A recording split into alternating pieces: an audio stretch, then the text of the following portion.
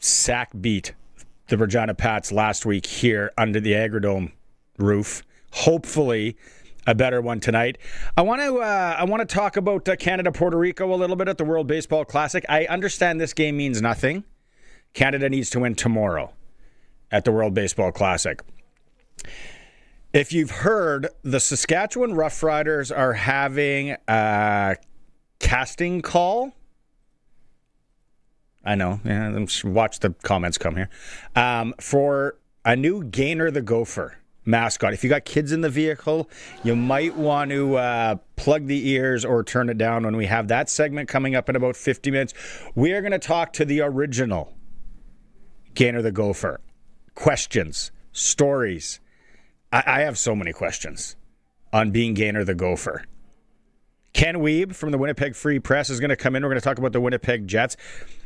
More specifically, my co-host today has some questions on how long can the Jets really survive in Winnipeg? It's a good question. I'm curious to hear Ken's response. Arash Madani is in hour 2. PumpJacks Cathedral trivia is in hour 2 today. You're going to have to call in. We're playing for $50. It's based on the World Baseball Classic. We will hear from Glen Suitor in hour 3, and Sprinkle of the Day will run down some bets for you as well. So that's the show in a nutshell. Joining me again on this Tuesday for the first hour, lucky enough to have former sports director at CTV Regina, Don Hewitt, the professor, with me. First off, Matt Dunstone wins the Brier. How happy were you for him? I was happy. I was really, really happy because it sort of symbolized what we all have to do in life, Barney, and never give up when things don't go our way. And Matt Dunstone, bridesmaid, not only a couple of times in the Brier, but also even in the Roar of the Rings. He was so close to going to the Olympics, and but he kept going, and guess what? He was the best team there. He was the best skip, and he pulled it out, and it was fabulous to see a younger guy like Dunstone win, although I'm concerned about with Brad Gusher retiring, a few other retirements in curling. I'm concerned about the future caliber at the top end of curling in Canada. Are the young guys going to come up, Barney? You got King in Ontario that did well. You got Calvert in Manitoba that did well. But are there enough good young curlers to come up to keep us entertained? Because the playoffs at the Brier were tremendous. I think we're okay. They call him the sheriff. Dunstone's only 30 years old. I was wondering. I thought I would have guessed mid 30s. But we talked about it last Tuesday because we were getting into it. It's like, why can't Saskatchewan win a Brier? We were out early. We knew Saskatchewan's drought at the Brier was continuing. What was it? Wednesday evening, yes, or whatever. It was. Yes. I watched the end of that final. And I think it's more just as a sports fan. This is where it gets into, okay, Saskatchewan's not in. Do I care that much? Obviously, have I sprinkled on it? I don't know. And it's a lot like watching a big soccer game, a big volleyball match, a big tennis, one of those marathons. I watch it as a sports fan. And I'm sitting there going, he's up. If you're watching the stream, it's 6-3, 10th end. Makes the shot. The celebration, you can hear it. Palpable, is that the correct word? Yeah. And he's on his knees. Mm-hmm. You don't have to be, like I said, you don't have to be a curling fan to be like, oh, what are we talking about curling for? Just the emotion and what that guy has gone through, and the close calls and the losing. And the narrative that he can't win the big one. He's a little bit of a choke artist, which we've seen. You see it in golf a lot, Don, right? For how many years was Phil Mickelson a bit of a, he can't get it done, choke artist, and he finally won that one. Sergio Garcia, he'd never won, and then he kind of went away for a bit and then came back and won the Masters. In hockey, I remember, that's more of a team game and the trades, but watching Ray Bourque win it. It's a good example. Was Dave Andertruck? Did he win? I think there was one time. That's right. Yeah. That you kind of were happy for guys like that. So I watched it as a sports fan. I saw the emotion. I saw, like I said, him on his knees there and his team, and just being like, man, what perseverance, what a grind. And then the weight off his shoulders. Barney, I think we can make an analogy that the harder something is to accomplish, whether it's a university degree or maybe you flatten a guy and try a lacrosse move, things like that. The harder something is to accomplish, the happier, I can't even say that word, you are to accomplish it. And one example would be the Stanley Cup. The Stanley Cup. I thought you were going to say marriage. That too. No, that too. But the Stanley Cup is such a difficult trophy to win, a championship trophy to go through 4 rounds every second night in a body contact sport like that. I've often thought that the Stanley Cup playoffs are the toughest thing to win, and the joy that you see from each player when they lift the Stanley Cup. There's an analogy there to Dunstone and anything that's difficult. One of my... And then there's probably, if I thought about it more, like I said, it happens golf a lot. There are golf guys that I'm just like, come on, can you finally finish it? But one, and he's not an athlete where this is weird, but the one guy I just want a championship for so bad is Les Lazaruk. Yes, voice of the Saskatchewan Blades. Colson, wasn't it you and I going through that the Blades are like one of the few teams, maybe it was when Donna's here, one of the few teams that have never won the Western Hockey League Championship. They were in the Memorial Cup as a host team. Oh, and I cried. I legit. I was, I don't 89. know, I was 12 years old. I cried on my parents' couch. It was green. The rug, it clashed. It was a tube TV. And I cried when Tim Tisdale scores on Mike Greenlay moments before Brian Garrett's almost scored for the Saskatoon Blades. Big Blades fan. But I remember those days. And and so close a couple of years ago when they lost to Moose Jaw. I think they hit 3 goalposts in Game 7 of Moose Jaw. Moose Jaw ends up beating Portland. And you had to sort of believe that Saskatoon would have also beaten Portland. Yeah, they've been so close. And it just gutted but for less. In that call, and he was such a professional. I remember listening, and I'm just like, I'm tearing up for Les, knowing him for 20 plus years. And how long has he done the play-by-play? We talked to him a couple of weeks ago. What was it? He's been there since years? Is it 90? Blades? It's in our notes somewhere. I can find it. The Memorial Cup that they lose to Swift was 89. Where's Les? Les comes into the picture. Colson's looking it up. The Blades are 0-5 in WHL championships, by the way. 72, 73, 74, Kamloops Blazers? Like it was like back-to-back years? 91, 92, 93, 94. Yeah, that was against that Kamloops wagon for years they had. Yeah. Tyson Nash, Niedermeyer. Who else was there? Who was the goalies? And was Sador there? I know it's 30 or so years. I had written it down somewhere. 32, I think. How long Les has been the voice of the Blades? Because it was in September. Heartbreak. September, this article I'm reading is his... Anyway, you're right about feeling bad for him anyway.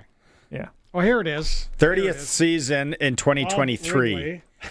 So 23-24. So now we got 33, 34 years. 32. Won his award. This is his 32nd season. 32nd year. Yeah. Of Blades or as play-by-play? As Blades play-by-play. So that's got to be the longest in the CHL. But anyway, we get your point. You feel bad for Les. And if he ever wins it, would you shed a tear for Les Lazaruk, Bernie? I would that would be a heartfelt. That's not even a text message. I think that's like a voice. That's a video that I would send him on how happy it's always. I don't even know Matt Dunstone. I've never talked to him in my life. I heard he's a great guy. John Keane lives in Kamloops, who comes on tomorrow. I think Jonathan golfs with him often. It's a great guy. Yeah. That's the other thing with curling, Don, that just baffles me. I don't want to say it angers me because I don't really care that much. But where it's like, okay, he's from Kamloops. He's curling in Manitoba. He's had a stint as Saskatchewan. Yeah. There's a word I almost used that would have got me in trouble when you're kind of just shopping yourself out. And it's like, okay, where are we playing this year? Yeah, I don't know. We'll go represent Nunavut, the territories. But that was last week's show. None of it. It was so nice to see Dunstone finally get it done. Now, switching Western Hockey League chase. The Pats are in Medicine Hat tonight. Let's be honest. It's going to be a tough to get points. Tough game, but a possible very important learning experience after the, 11-2 drubbing? After that drubbing, there's nowhere to go but up. And, if they could lose by just even a couple of goals, that could bode well for when they possibly play them in the playoffs. I watched the Calgary third period the other night, and they were up, and they gave up 2 goals late, and then they lost in overtime. Right, yeah.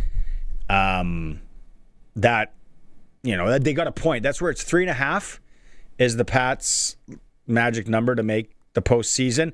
Red Deer is in action tonight. They are home to Wenatchee. Red Deer is 4 points back of the Pats, but Red Deer is 1 point up on the Moose Jaw. Yeah, that's the race. To me, that's the race. The Rebels and the Warriors. And of course, I want the Warriors in. They're down the road. Jason Ripplinger, most of the time, good guy. They're cheering for the James Gallo, another guy. There's another guy that if they ever won the Memorial Cup, I'd be happy for James Gallo. Yeah, I'd be happy for Rips and Gallo and everybody in Moose Jaw. That was fun to watch that community rally around, and then they go into the game against Portland. That's an awesome venue. That was a tremendous experience. There isn't many. To watch. There isn't many. I think it's our question today at sportscage.com. Which Saskatchewan WHL team has the best fan base? The internet, the web people, really, that's subjective, but they want the pot stirred a bit. I don't know if I can answer that. I've worked in Saskatoon. I'm from Saskatoon. I've worked in Swift Current, been in Regina, spent a lot of time in Paradise with the Raiders. Mm-hmm. I don't like Moose Jaw. My Moose Jaw experience is more so from since I've lived in Regina and being down the road. But Temple Garden Center, when it was, I forget what it was called, that place was a rocket. It's a great venue for a concert too, to be honest with you. One thing I've always been impressed about is Swift Current being the smallest center in the entire CHL, supporting with the budgets that is required a major team in the CHL and in the Western Hockey League. And you just have to go, as you saw, Barney, everybody's a volunteer. You just have to go to a game of Swift Current and see that everybody there, except maybe one guy driving the Zamboni who looks after the rink, every single person there is a volunteer. I remember being there working radio there when they made a couple of runs and how the community rallied around, and then that rink, it's the iPlex now. Tough to beat the small communities when they get going. This week I can't be a fan of Swift Current, so I'm not voting. I'm anti-Swift Current today just because Regina Pats Blues are playing Swift Current in the South semifinal. So sorry, Swift. Still love Wongs. Still love everything about it. But we're gonna forgive you for this one. This week, yeah. Yeah, we'll forgive you. But we can get into more on that later because that's an interesting question. But yeah, the Pats are in Medicine Hat tonight, and then just in closing on this one, to put to Liam Ruck and Marcus Ruck, 2 gentlemen that skate for the Medicine Hat Tigers, are leading the league in points. They're twins. They're just crazy. 94 points. Has there ever been in the history of junior hockey 2 twins leading a league in scoring? No, I'm positive. I'm almost positive. I've never heard of such a thing. I don't even know. And they're healthy. Like, Medicine Hat has had some key players that haven't played for most of the season. And now that they're all back, I would say they're the favorites to win the whole shebang in the Western Hockey League. I was talking to some guys yesterday. Might be doing a little golf trip in May. And I said, Prince Albert, Medicine Hat, possibly. If we plan things around one of those tilts. That wouldn't be bad. Oh, that's awesome. And then a gentleman by the name of Bryce Pickford. Love him. Like the last month, the name Bryce Pickford has become, such a brand. It's gaining strength. 43 goals as a defenseman. Broke the record last week in the CHL for a defenseman, held by, was it Bergeron? I had this written down. I can't remember. All I know is that he was signed by the Montreal Canadiens, and which is great. And what's so unique about him, Barney, how many guys have you seen of late that play defense, but on the power play he goes to wing? That's unreal. I mean, how many guys have that much ability at that level of hockey? I wonder where Willie Desjardins came up with it. He was golfing one day down in Cyprus this summer and said, I'm going to move Pickford to the wing. But we could talk about more about that. We're going to go to break. When we come back, we are going to talk about this Gainer the Gopher mascot thing that the Riders have put out. This is interesting, and we will talk to the original Gainer the Gopher. I got so many questions. It's a Sports Cage streaming through our YouTube channel at sportscage.com. You probably don't remember the first time you heard CKRM, but you were there. Maybe it was playing in your parents' kitchen. Maybe it kept you company on a long drive home. Maybe it was the voice guiding you through stories that mattered. For 100 years, CKRM has been part of your days. And behind each broadcast, the icons who made it all possible. This year, we celebrate them and 620 CKRM's 100th anniversary. Join us on Saturday, July 18th at the Connexus Arts Center for 100 years in one night. An unforgettable night of stories with a delicious meal included. Tickets go on sale Wednesday, March 25th at noon at the Connexus Arts Center box office or at connexusartscenter.ca. 100 years in one night. Brought to you by Mac Auction Company, EB Power Sports in Assiniboia, Quality Tire, Weyburn Livestock Exchange, Next Gen Coatings, Affordable Trailer Sales, and McBids. Winter in Saskatchewan tests everything, our patience, vehicles, and sometimes our bumpers. From icy parking lot dings to serious highway mishaps, choosing local matters. At Regina Motor Products Collision Center, we're Saskatchewan owned, run, and we drive these roads too. An SGI accredited full-service collision center working on all makes and models. Submit your SGI claim and book your appraisal. It's easy. When you need repairs you can trust, it's neighbors helping neighbors. Regina Motor Products Collision Center, south at Highways 1 and 6 Albert Street, rmpchevrolet.com. The auction calendar is stacked at Ritchie Brothers, and an exciting Regina Unreserved auction is happening March 24th.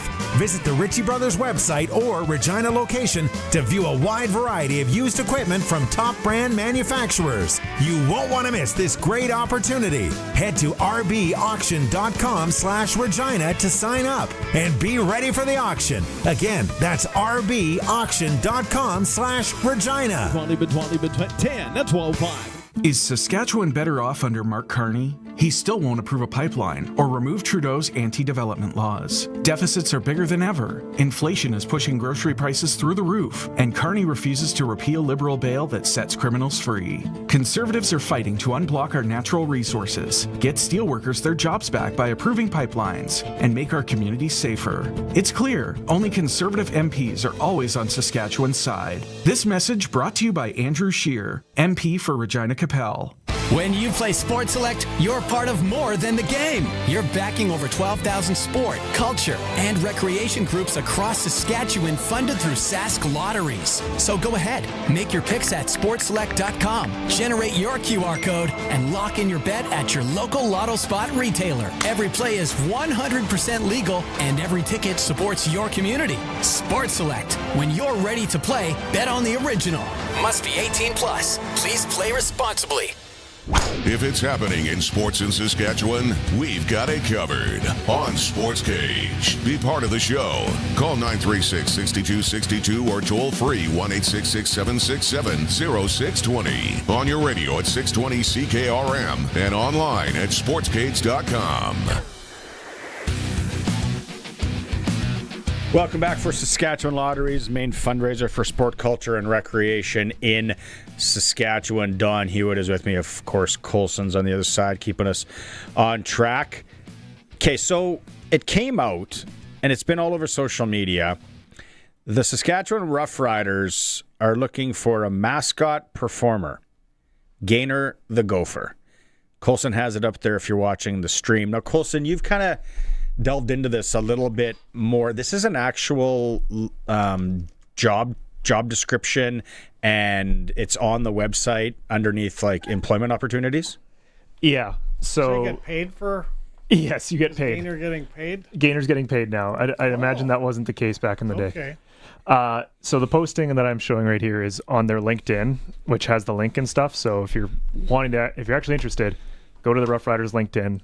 That's where that is. Gotcha. And then, it's got a whole overview of what's expected of the job and an application process. So it looks pretty straightforward, but they're looking for somebody who is outgoing, energetic, and friendly, flexible availability, including days, evenings, weekends, and holidays, ability to handle the physical demands of performing in costume for extended periods, 3 hours in the summer heat, must reside in Saskatchewan. Travel to and from Regina is not covered, just FYI, so probably be a Regina-based person if you're interested in this. But it's price of gas is going up, I guess. It's don't even get me started on that.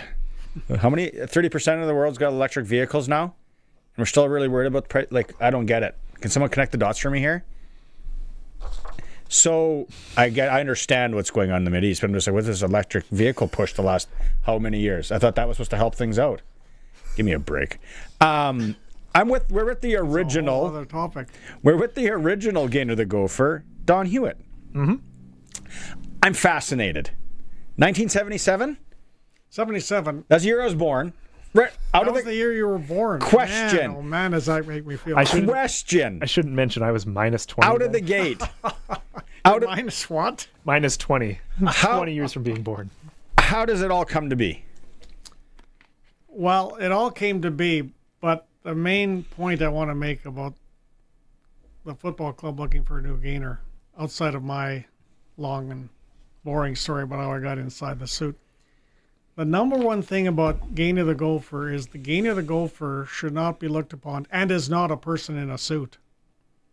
And the person that taught me that was a guy named Doug Jakes, who used to do Ralph the Dog for the Stampeders in Calgary. And at the time, in 76, when the Roughriders hosted the Western Final against the Edmonton Eskimos, the president of the team, Gord Staceyson, brought Doug in to do Ralph the Dog to cheer on the Roughriders in the West Final. It worked because they won the game. And then the following season, when Gainer started, Doug came to Regina to train me to do Gainer. Okay, so then is it Staceyson that Gord said... Staceyson. Gord, who was his son, worked here, the idea. I think. He said, we need our own Ralph the Dog. And Gainer was born through CKCK Radio at the time, which is now defunct, with our sponsors. And that's how it all evolved. We need our own mascot, said Gord Staceyson, and that's how it began. But what Doug Jakes taught me was, don't tell anybody that you are in the suit. Nobody.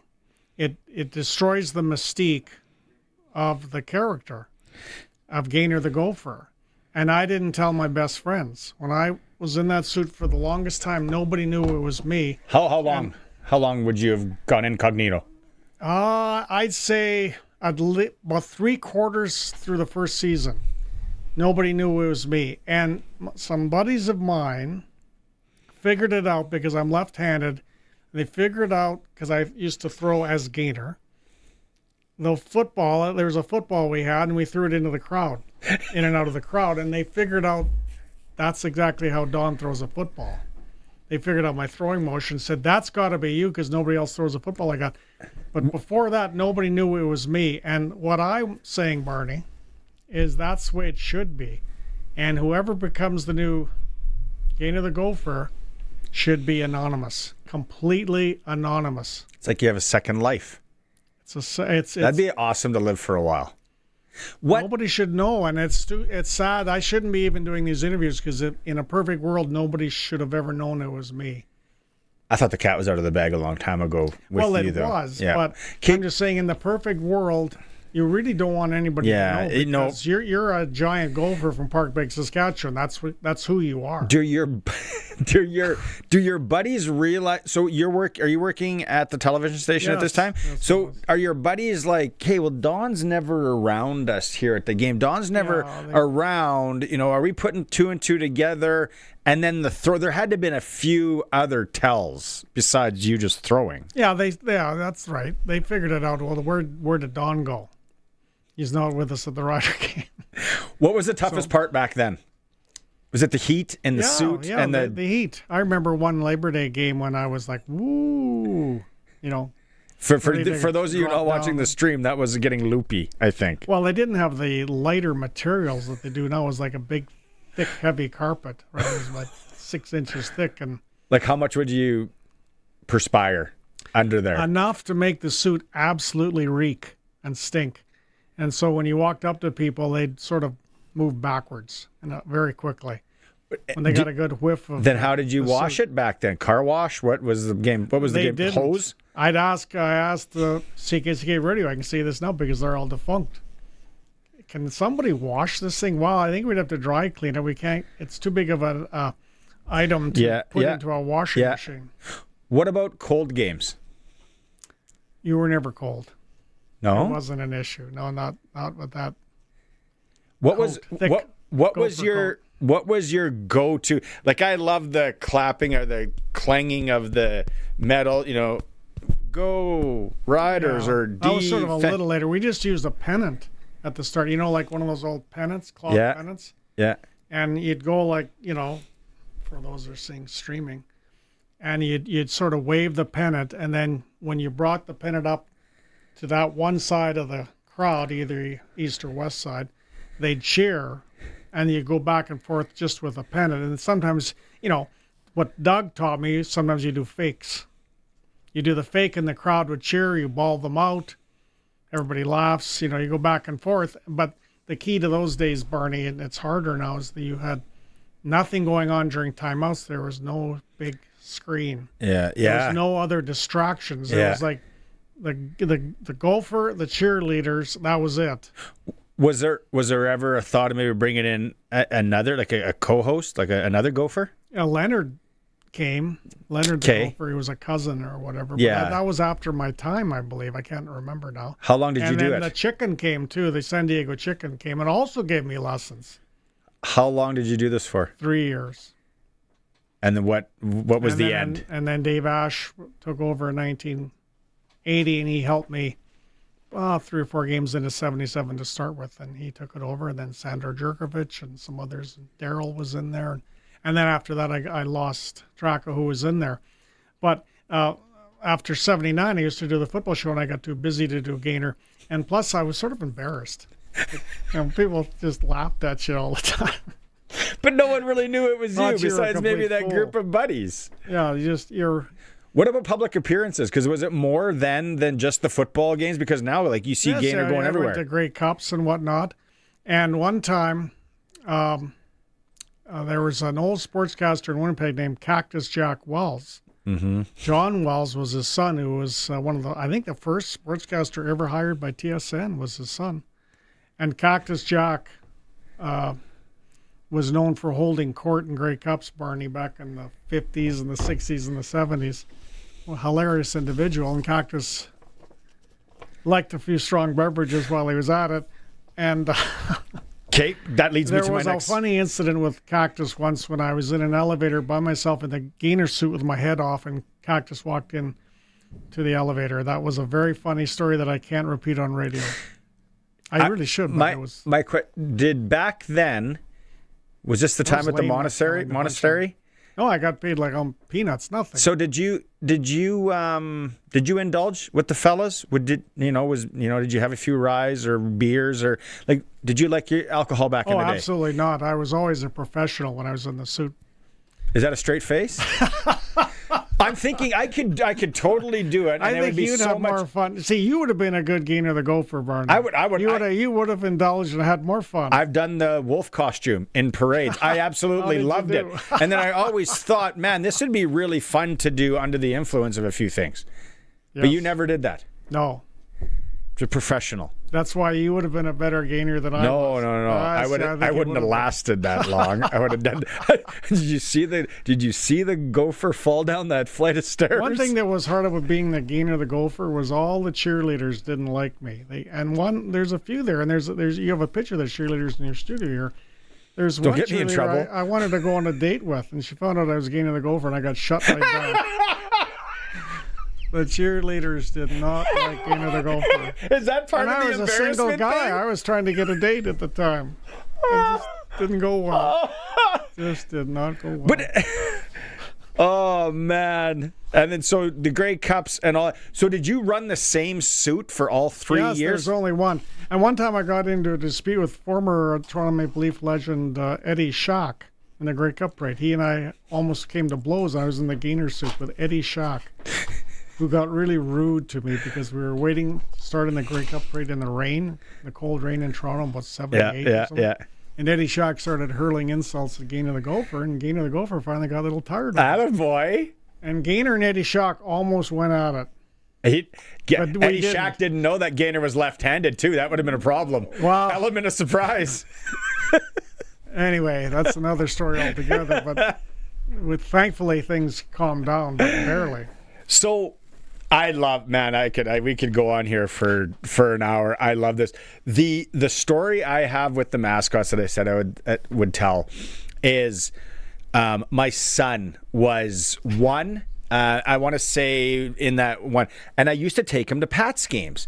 Loved it. We'd go, and he would fall asleep in my arms. I got pictures. And Blue was there. Was it? It was K9. K9 was there, and he would, he would just be like, "Wow!" As a kid, so because of the media pass, I was able to go down to the one dressing room, and we'd skate the Monday noon. That's where the Monday nooner skate started, and so I'd go into that one locker room that no one would use, except there was always K9's gear in there, and that's where I would change him, because I didn't want to go to the bathroom. Like he's a kid.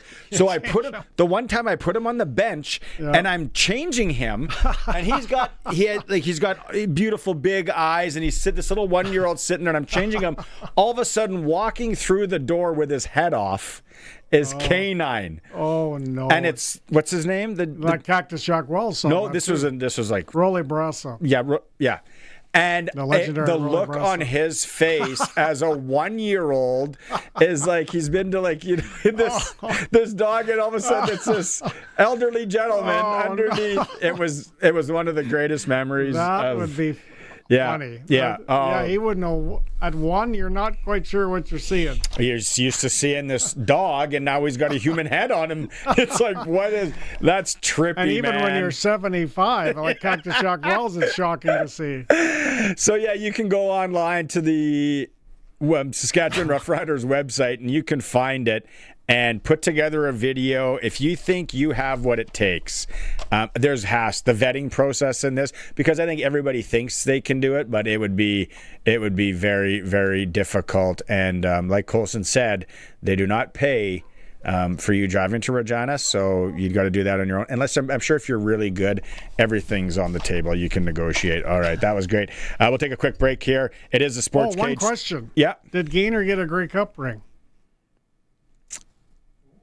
Yes, I would say yes, since you asked it.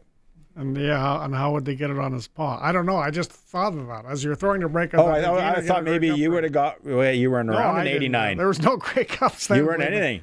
They were losing. Gainer was in a fighting mood. Did Angry Gainer days. Yes. Did Gainer get a Grey Cup ring from this past Grey Cup championship? I don't know. Yeah, good question. Sports Cage will be right back. I don't know. To celebrate CKRM's 100th anniversary, we're honoring the icons who helped shape this station into what it is today. Our next 620 CKRM icon inductee, Fred King. Here's a Fred King behind the mic moment with Fred's son, Jeff King. It was theater, and it was fun, and it was, it's the days before the cell phone and 1,000 stations on TV. People at that point in their cars, their combines, they're in a coffee shop in a small town, people would sit and listen to the flea market, probably shush everyone else around while it was on. So it was pretty cool, and it was neat to go out into the community with my dad and see the reaction people had. It brought a lot of joy to people. It brought a lot of happiness. It was people stopping what they were doing and listening to the flea market. And, Ed was in there, Ed Bain, for a while. And of course, my dad's longest partner and great friend, Willie Cole. They had something special there. Then that led into King Country, the band, which my dad had already going when Willie arrived in town. But Willie, accordion player, keyboard player, my dad played bass. My mom was the singer. That was just another great part of what was going on in those days, that they would travel to, every small community and played Regina a lot at Turvey Center or wherever the case may be. They went out and shook hands and said hello to the people that were listening to them on the radio, and especially the flea market. It was a really special time for sure. For more on our 100th year celebration, visit 620ckrm.com or sasktoday.ca. Hey, Clyde, where are you getting your diesel parts from? Well, the dealer, of course. Are you nuts? Smoke'em Diesel can save you a ton of cash. Smoke'em Diesel can supply you with turbos, injectors, injection pumps, anything diesel related. They don't sell junk. Construction, agriculture semi, pickup truck, and all European diesel. Find them on Facebook or call 306-545-5911 for all your diesel needs. Did you know over 1.3 million homeowners call on Reliance for their water heater needs? With over 150,000 five-star online reviews and over 60 years experience, you could say Reliance Heath are water heater experts. Switch to Reliance Heath today. They'll give you $200 for all your hot water needs. Call on Reliance. Visit waterheaterrentals.com for details. Terms and conditions apply. Back to our regular spot, PumpJacks Cathedral. I thought PumpJacks was a kind of boot polish till last month. What are you getting? Kerwin's crispy ribs and a cold pint of local craft. Crispy, meaty, beautiful. You had me at meaty. Plus, we got live music on the weekends, big screens. This place is basically my second marriage. And way cheaper than the first. On the corner of Albert and 13th, PumpJacks Cathedral Saloon and Steakhouse. Come early, stay late. The place where friends meet. If you're thinking about an exterior upgrade this year, let Freeze Tallman do the work for you. Freeze Tallman installs. From siding and roofing to fencing, decking, garage packages, windows, and doors. Skilled crews, quality materials, and a job done right. From start to finish. And right now, they're taking pre-bookings so you can plan ahead with confidence. Visit freezetallman.com. Freeze Tallman.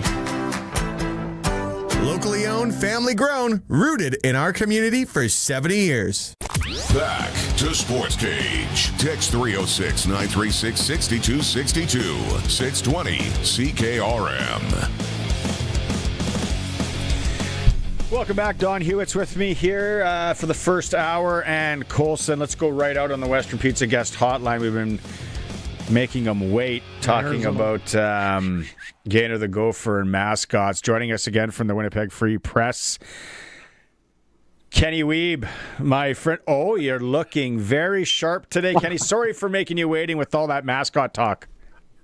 It's okay. Good to be with you guys. I spent some time in the province. I enjoy a little behind the scenes, behind the curtain activity. I cannot share any similar stories as mascots myself, though.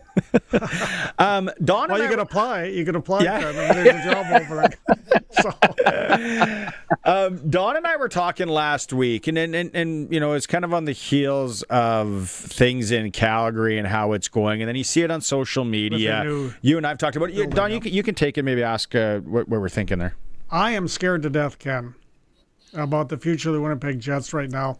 I had the unfortunate experience of actually being in the arena the last game they played before they went to Phoenix, because I used to go to a lot of Jets games, as a lot of people did in Saskatchewan, the first time around in the old arena in Winnipeg, and I saw all the tears and whatnot, and I thought at that moment when Bettman was in Calgary a little over a week ago, and he mentioned Calgary might have the best building in the entire NHL by the time the construction is completed, and we've got a brand new building coming in a few years in Ottawa.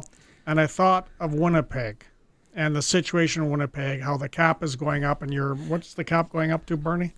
Well, I think it'll be equate to what, 167 million Canadian, roughly. Anyway, I mean, one of the richest men in Canada, David Thompson, is obviously a big partner in True North with Chipman, and Chipman really cares. Mark Chipman really cares about Winnipeg, wants to keep it there. What do you think right now? I mean, are people in Winnipeg worried about the future of the Winnipeg Jets? Is there any chance that they could just the size of the NHL could outgrow the franchise there? Yeah, I mean, I think it's a fair question, but I mean, there's been growth. I know last year there was a lot of chatter, and the attendance has been up. Last year's attendance was up. 2 years ago, it was maybe more of a concern. This year, I think attendance is up another 1,000 or so. So, I mean, hey, don't get me wrong. Going from 95 million US to 125 is no easy task for the smallest market in the National Hockey League. But having known Mark Chipman a little bit since covering the Manitoba Moose starting in 2000, I mean, this is a guy who is very proud of his community. Mm-hmm. He didn't like seeing the Jets leave the first time, and now as someone who is, part of the ownership group, I don't think he wants it to happen on his watch. I would also reiterate what's happening downtown around City Place, the money that's being put into both the arena itself and around the surrounding area. I don't think you're doing that if you're, preparing for something, something negative to happen and for the team to move. So again, could it be tougher for them to be a cap ceiling team?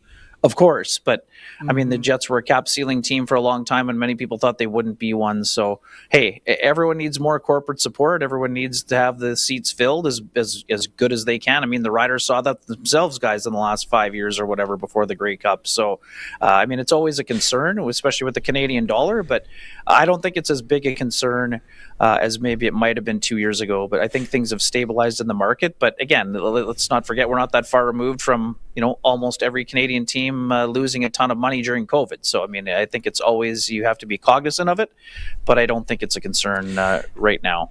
I was reading too that when you think about the 1,000 seats or whatever they could sell a game, really at the end of the day, it only equates to like a drop in the bucket. I think it was 5 million that I read or something like that. So that I've always kind of thought that, I'm like, well, even to the NFL, it's like, it's not a gate driven thing. There's other forms of sponsorship. You look at the patches on the jerseys and the helmets now and the rink boards, what the NHL has done with the advertising there. I don't know enough about this, Ken, but how much is the TV deal and just how well the whole league is doing benefit a team like Winnipeg?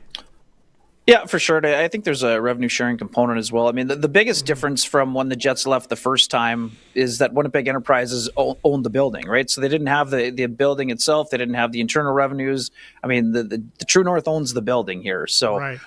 They used to not have parking, none of that stuff. So to me, a lot of the issues, it's a much changed market. But again, the numbers are also dramatically different. I mean, when I was going to games as a teenager, you could get tickets at 7-Eleven for $7. So, I mean, you're certainly not getting that anymore either. So big league teams come with big league prices, but it's part of the reason why there's Jets fans in Saskatchewan and some of the surrounding provinces that they're kind of drawing from all over. So, yeah, I mean, I think that they're in a much better position than they would have been in the 90s. That's for sure. What did you think about trade deadline and what the Jets did, and did anything surprise you there?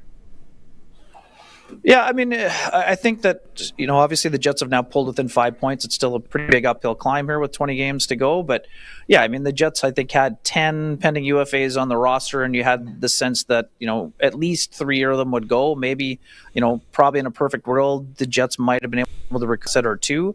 One of the things we wondered about with having a little bit of cap space this year, maybe they take on a contract. Again, I'm not saying him specifically, but it obviously generates buzz in the market. So if they had been able to add a contract like Patrick Laine from a team that was looking to maybe dump salary in order to add a sweetener, and maybe the Jets get an extra. If the Jets would have been able to add a bad contract that's expiring in the summer to get another first-round pick, I think maybe that's the only other way Kevin Cheveldayoff might have been able to have an A+ grade. But those deals weren't happening. Part of that was double retention, kind of being knocked out to 75 days out.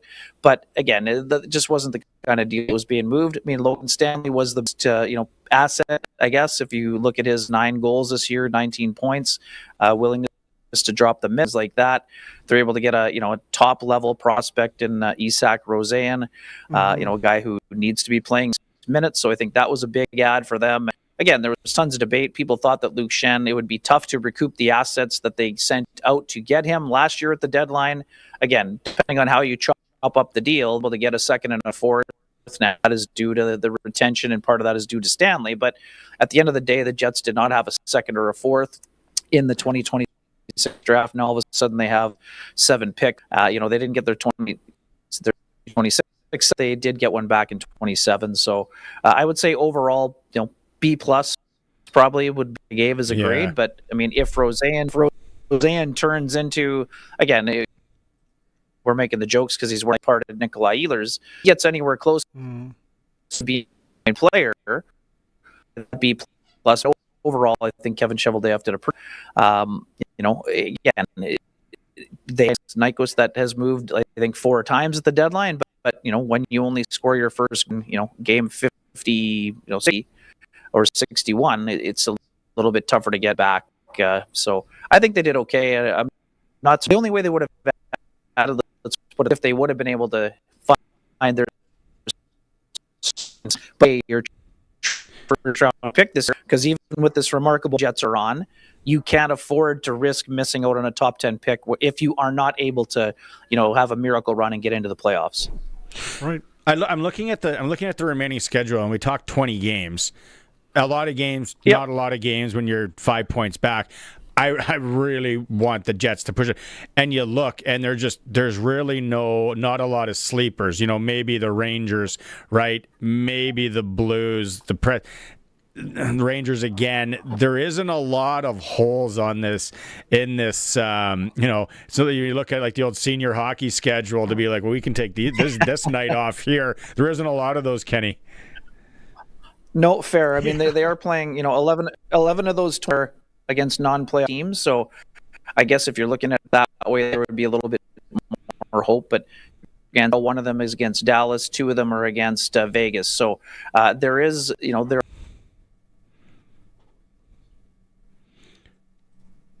Oh, I think we lost him. Not a lot. It's a cake schedule. That's Kenny. We're having an internet issue. We're kind of. Maybe we could just go to the phone. We're kind of we're up against the clock here too. I don't know, Colson, if we have time. I was going to say one thing I liked about Scott Arniel yesterday. While Colson tries to get Ken back on the line, they talked about or Scott Arniel, the head coach of the Winnipeg Jets, Barney talked about using more of their speed and trying to get faster. And they traded away Schenn and Stanley, 2 big brutes who are very physical, but the one thing about Schenn and Stanley is they're not overly fast. And, I just like the fact that, they've won 3 games in a row now. Is he back? Okay, he's back. I was just going to say, Ken, if you're back, I really liked Scott Arniel talking about using more team speed yesterday. And they got, the youngster coming in, Lambert, who's got some speed. In fact, I think he was on the second power play. But maybe you could talk about that, how the Jets want to, they gave up 2 big, tough defensemen who weren't overly fast, and they're trying to get more mobility into their game. Yeah, for sure. It's something we've talked about all year. The Jets got older and, subsequently slower this year with the offseason additions. Guys like Nyquist, Nyquist still moves okay, but Tanner Pearson wasn't a burner either, who they moved out to Buffalo as well. The ability to add Brad Lambert, it has been a little bit of a down year offensively if you look at the numbers themselves. But, as a guy who grew up in Saskatchewan, he's a guy who has great skill. It's just now it's time for him to put his, plant the flag and say, hey, I'm an NHLer and you need to play me more. To this point, he just didn't do that in the American League this year. I know there's some people that would have said, yes, give him a chance. He did get his first NHL goal this year. His ability to add speed is certainly helpful for the Jets lineup. Again, when they lost Nikolai Ehlers, they lost Brandon Tanev, they lost Mason Appleton, Rasmus Kapari. These guys are all fast skaters. So Lambert is a guy who can provide some complementary offense as long as he is playing a trustworthy defensive game, which is something he's really worked on this year. And again, Roseanne is a guy who can really skate and move and shoot the puck. So certainly those guys are helping on that front. But yeah, Jacob Bryson is also a mobile puck mover that is a competitive guy, but he's about 5'9". So it's so interesting, guys, right? So you're going into the hardest part of the year, the meat grinder portion of the schedule, and the Jets are playing faster than they have all year, but they also don't have some of that veteran savvy kind of going out the door here. So it's going to be interesting to see how they can handle the grind, but they're also an experienced team that has been in this situation before. I'm not saying Anaheim's going to fade, but teams that are in right now, Seattle, one good year out of 4. They haven't really been the team that's been chased and that's having pressure applied. San Jose Sharks are an unbelievable story. Macklin Celebrini at the Olympics, tremendous, but these guys haven't had any pressure for about 4 years now. They've had the full teardown. How are they going to respond? Nashville just traded a couple of core players. Yes, they're fourth liners, but big part of their identity. How are they going to hold up during the stretch? And it's funny, Barney, you mentioned St. Louis.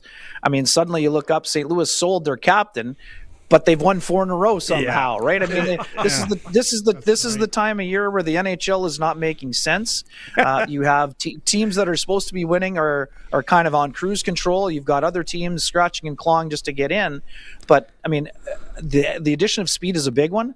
Also, guys, Connor Hellebuck, we saw what he looked like at the Olympics, and he is dialed in at a level that we have not seen for the majority of this year, whether that's health-related or the poor structural play in front of them. The Jets they've found their structure, and not surprisingly, their top netminder and reigning Hart Trophy winner is looking like a guy who could put them on their back. And again, we can't not mention Mark Scheifele. Mark Scheifele, Olympic snub, yes, but on pace now for 100 points. This is a guy who everyone's saying, oh, well, he's about to turn 33. Best days are behind him, except he had 87 points last year and is on pace for 100 this year. And he just got his fifth 30-goal a year. So, and getting Josh Morrissey guys back is such a huge addition. Canada really missed him in the gold medal game. He just became the all-time franchise leader in points by defenseman, passing his old partner Dustin Byfuglien. So they've got a lot of motivation. And Kyle Connor, having been scratched for 4 games at the Olympics, he's playing a pretty tenacious two-way game right now as well. So there is some reason for optimism around these parts, and it'll be interesting to see what their run gets them in this last quarter of the year here. That's why these fingers are crossed, because I know a couple guys, we plan a trip to the Jets for a playoff game, which was easy. I'm like, well, we'll go to Silver Heights, and it's going to be odd. You go to casino. And then now it's like, I don't know if that's going to happen, boys. But Kenny, up against the clock. Sorry about the internet problem here. We'll have to have you on again in a couple of weeks then circle back on this. Excellent. You look sharp. Enjoy the night.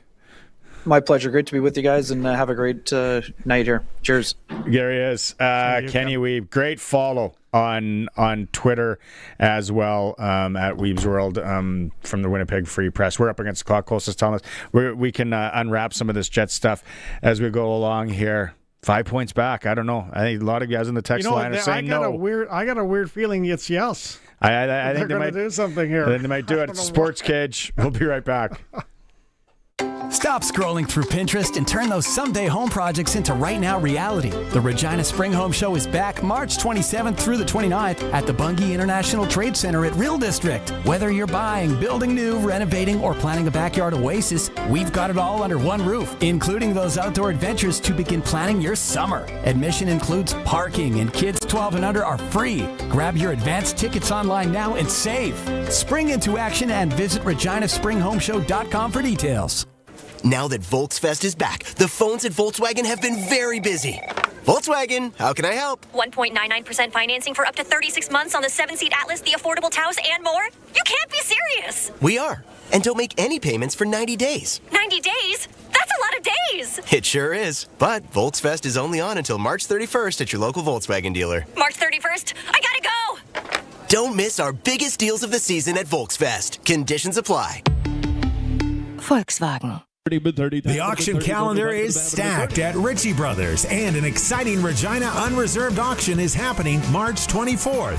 Visit the Ritchie Brothers website or Regina location to view a wide variety of used equipment from top brand manufacturers. You won't want to miss this great opportunity. Head to rbauction.com/Regina to sign up and be ready for the auction. Again, that's rbauction.com/Regina. 10, that's 12-5.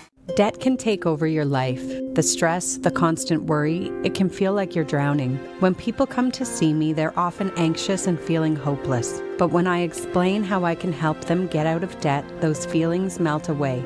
I'm Jasmine Brown, a licensed insolvency trustee at BDO here in Regina. I will create a personalized debt relief plan so you can move forward with confidence. Call 1-833-BDO-TALK or visit bdodebt.ca to discover your debt-free future.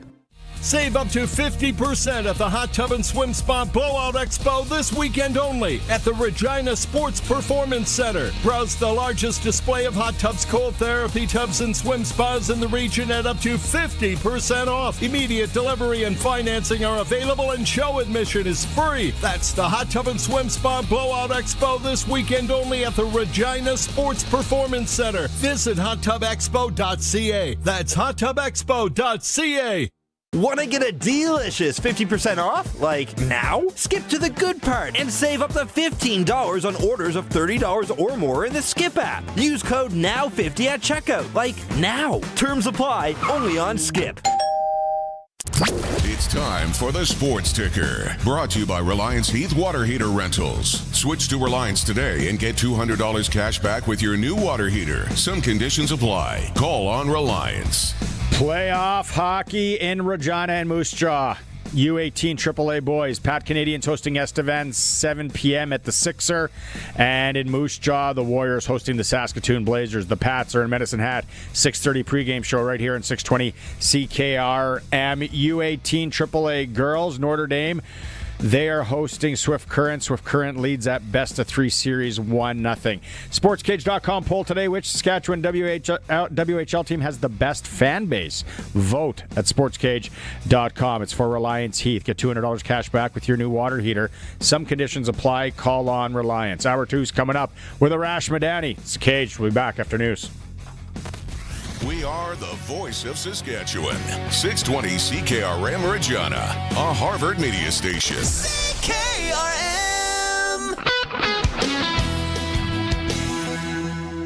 It's 4 o'clock. Good afternoon. I'm Tanner Wallace-Scribner from the SaskToday.ca newsroom with 620 CKRM News for Bronco Plumbing and Heating, where professional service is guaranteed. They'll treat you right. 781-2090. Saskatchewan Premier Scott Moe says his recent trade mission to India produced several positive outcomes for the province. Moe highlighted a new long-term uranium agreement between Cameco and India valued at about $2.6 billion over 9 years. He also pointed to a new partnership between the University of Saskatchewan and India's National Institute of Food Technology Entrepreneurship and Management focused on pulse crops. Opposition leader Carlo Beck says the uranium agreement sounds promising, but she wants to see clear benefits for Saskatchewan residents first. The city of Regina is asking residents to help cut down on recycling contamination, as nearly 18% of items in blue carts are not recyclable. That's almost triple the allowable limit, and high contamination could lead to extra waste fees. Officials say simple habits like keeping recyclables loose instead of bagged make a big difference. Items such as flexible plastics, foam packaging, and glass should head to Sarcan. The city says proper sorting keeps the program efficient and prevents recyclables from being thrown out. An NDP attempt to force a vote on its bill to stop SaskPower and SGI rate hikes failed at the legislature yesterday. The opposition tried to move Bill 612 to an immediate second reading, but the motion required unanimous consent, and the Sask party said no. The NDP says the government blocked a chance for a recorded vote. The bill aims to prevent upcoming rate increases, while the rate review panel will soon hold a public meeting on SGI's proposed hike. Several Saskatchewan communities are being honored for innovative local projects at the 19th Annual Saskatchewan Municipal Awards. The awards recognize ideas that improve services and strengthen communities. The City of Meadow Lake received the Top Municipal Initiative Award for its Co-op Center recreation facility built after the community arena was destroyed by fire. The Rural Initiative Award went to the Arm of Moosomin for its municipal airport project, which improves access to air ambulance services. Youth councils in Melville and Weyburn were also recognized, while new satellite firehouse in Mortlach was honored for strengthening regional emergency response. The Saskatchewan government is introducing a new measure to help farmers deal with elk damaging crops and feed. The Ministry of Environment and the Saskatchewan Crop Insurance Corporation say 8 special depredation permits will be offered in 2027 to producers facing serious elk problems. The permits would allow producers or a designated resident to harvest elk outside the normal hunting season between January 15th and March 31st. Officials say the program aims to protect farm operations while keeping the elk population healthy. The province says results from the pilot program will be reviewed to guide future wildlife management decisions. That's 620 CKRM News. Read more stories from around your community and around the province at sastoday.ca and 620CKRM.com. Tonight, partly cloudy, isolated flurries in the area and a low down to -11. Tomorrow, partly sunny and a high of -1. Tomorrow night, mainly clear, a low down to -8. Thursday, partly sunny, possibility of some snow late and a high of -3. Friday, periods of snow and a high of -6. And looking ahead to Saturday, mix of sun and cloud and a high of -9. Currently in downtown Regina, partly cloudy sky, it is -6. Brought to you by Next Gen Coatings. Spray coatings for truck bed liners, rocker panels, and more. Same company, new name. 1865 McCarra Street in Regina. For over 40 years, you've known them as Regina's trusted vehicle protection specialists. Now they're introducing the next gen of coatings. New name, new level of protection. They're now Next Gen Coatings. 3 generations of their family have served your family, and that hasn't changed. Same owners, same commitment, ready for the next gen of truck beds, rocker panels, trailers, bumpers, and running boards. The company hasn't changed, just the name. Next Gen Coatings. 1865 McCarra Street. The next gen starts now. Broadcasting from Century Studios in downtown Regina, Harvard Media presents The Sportscage, where Saskatchewan comes to talk local sports. Brought to you by Sask Lotteries, bringing communities together. Sask Lottery products fund over 12,000 sports, culture, and recreation groups across Saskatchewan. Be part of the show. Call 1-866-767-0620 or text 306-936-6262. The Sportscage. Streaming at sportscage.com, our YouTube channel, and on the radio at 620 CKRM. Welcome back, hour 2. Don Hewitt was here for the first hour and then he left. If you missed the segment with Don talking about being the original Gainer the Gopher, 1977, we will replay that in hour 3. So many questions. I asked most of them, but what a time to be alive. That sounded like a lot of fun. Prairie Land Rentals text line is how you participate, and we love when you do. Message from up in our fans up in North Battleford. Oh, Barney, Gainer story is so funny. I never go to a Riders game with my hubby. Captain Harvey Ryder takes me. Dean had a good one. I'll kind of paraphrase this one. Late 80s Labor Day.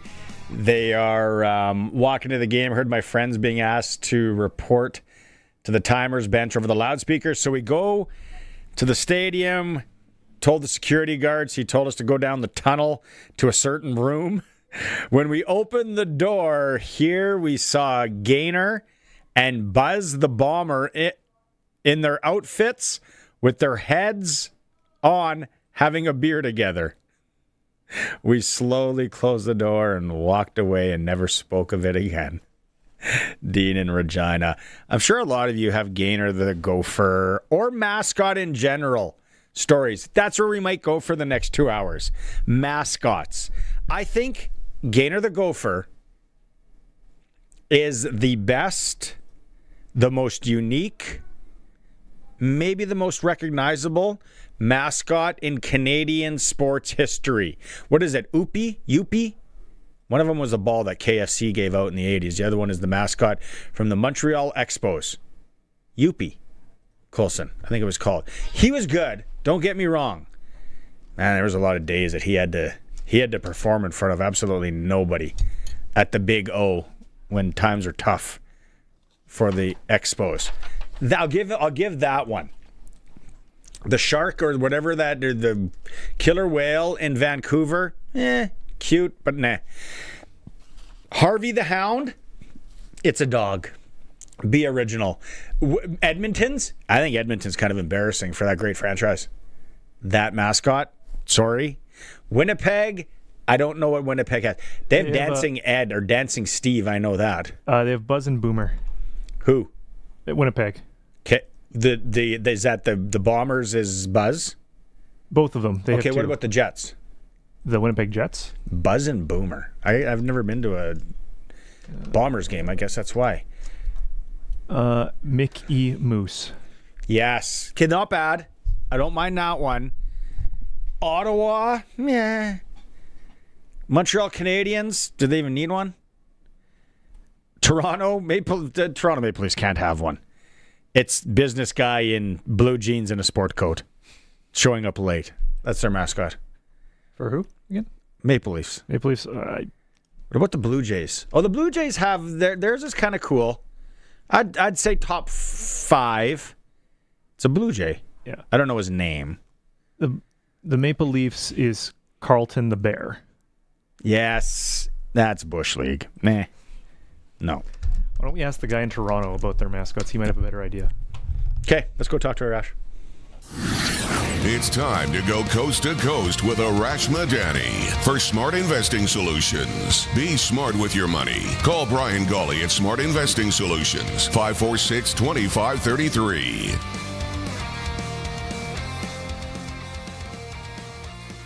It's a good question, isn't it? When you really sit down and think about it, top, best, most unique mascot in Canadian sports franchises. It's not even close. It's not even close. It's UP. Come on. Tommy Lasorda had UP thrown out of a ball game by the umpires, not security, not the staff. Tommy Lasorda refused to allow the Dodgers to continue playing the 5th inning because UP was dancing on the dugout and making too much noise and mocking what Tommy was doing. Does that make it the best, though? He's UP. He's UP. I would think I would put UP. I would put UP top 5. Gainer, a Gopher. Who thinks of a Gopher? And then when you think of our barren landscape, where we live, everything about this place, and then you got this Gopher. Okay. So top 5. Well, where are the other 3? No, I don't mind the moose. What's it, Marty the Moose? Mickey Moose. Mickey Moose. For the Jets. Was Marty the Moose from the Vacation when they go to Wally World?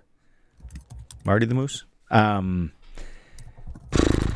that, I think Edmonton Oilers, that's Bush League as well. Harvey the Hound, it's a dog. Can't get on that. What's Craig Ottawa's? McTavish? Yeah, Craig. I'm just Googling it. Craig McTavish. The tongue from Harvey the Hound. I remember that. Yes. The Red Blacks is Big Joe. I don't know about Big Joe Muffera. Yeah. Oh, see, that would kind of be cool. That's unique. Don't mind that. Gainer. Senators' mascot is Spartacat. Oh yeah, it's awful. No. Yeah. So there might not even be a top 5. There might be a top 3. It might be Gaynor. It might be Youppi.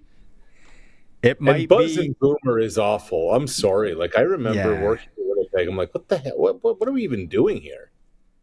The Moose thing in Winnipeg. What about BC Lions? They got a lion, I would suspect. Leo and Rory. I think they're both lions. What are they? A couple? Are they together? Leo and who? Rory. Oh, Rory. I missed the first name. Oops. I think it's mostly just Leo. I have some news for you, Barney.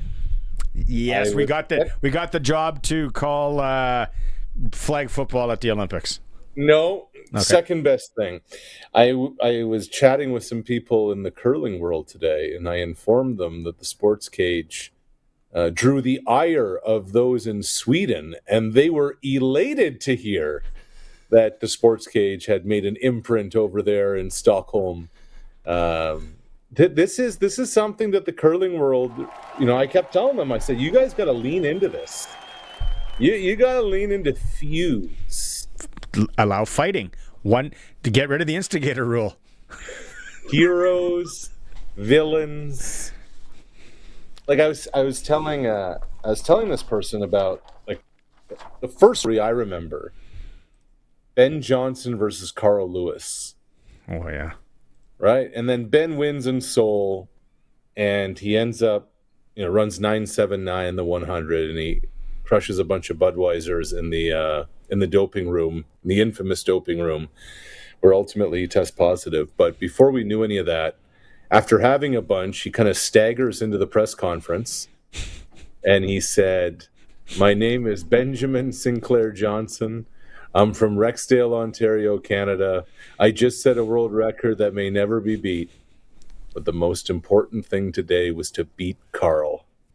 So when Oscar and Mark get together again, I want that kind of animosity." Is that a true story? Is that what he actually said? Is what, word for word. I was 8 years old. I jumped off the couch. I was so happy. Wow.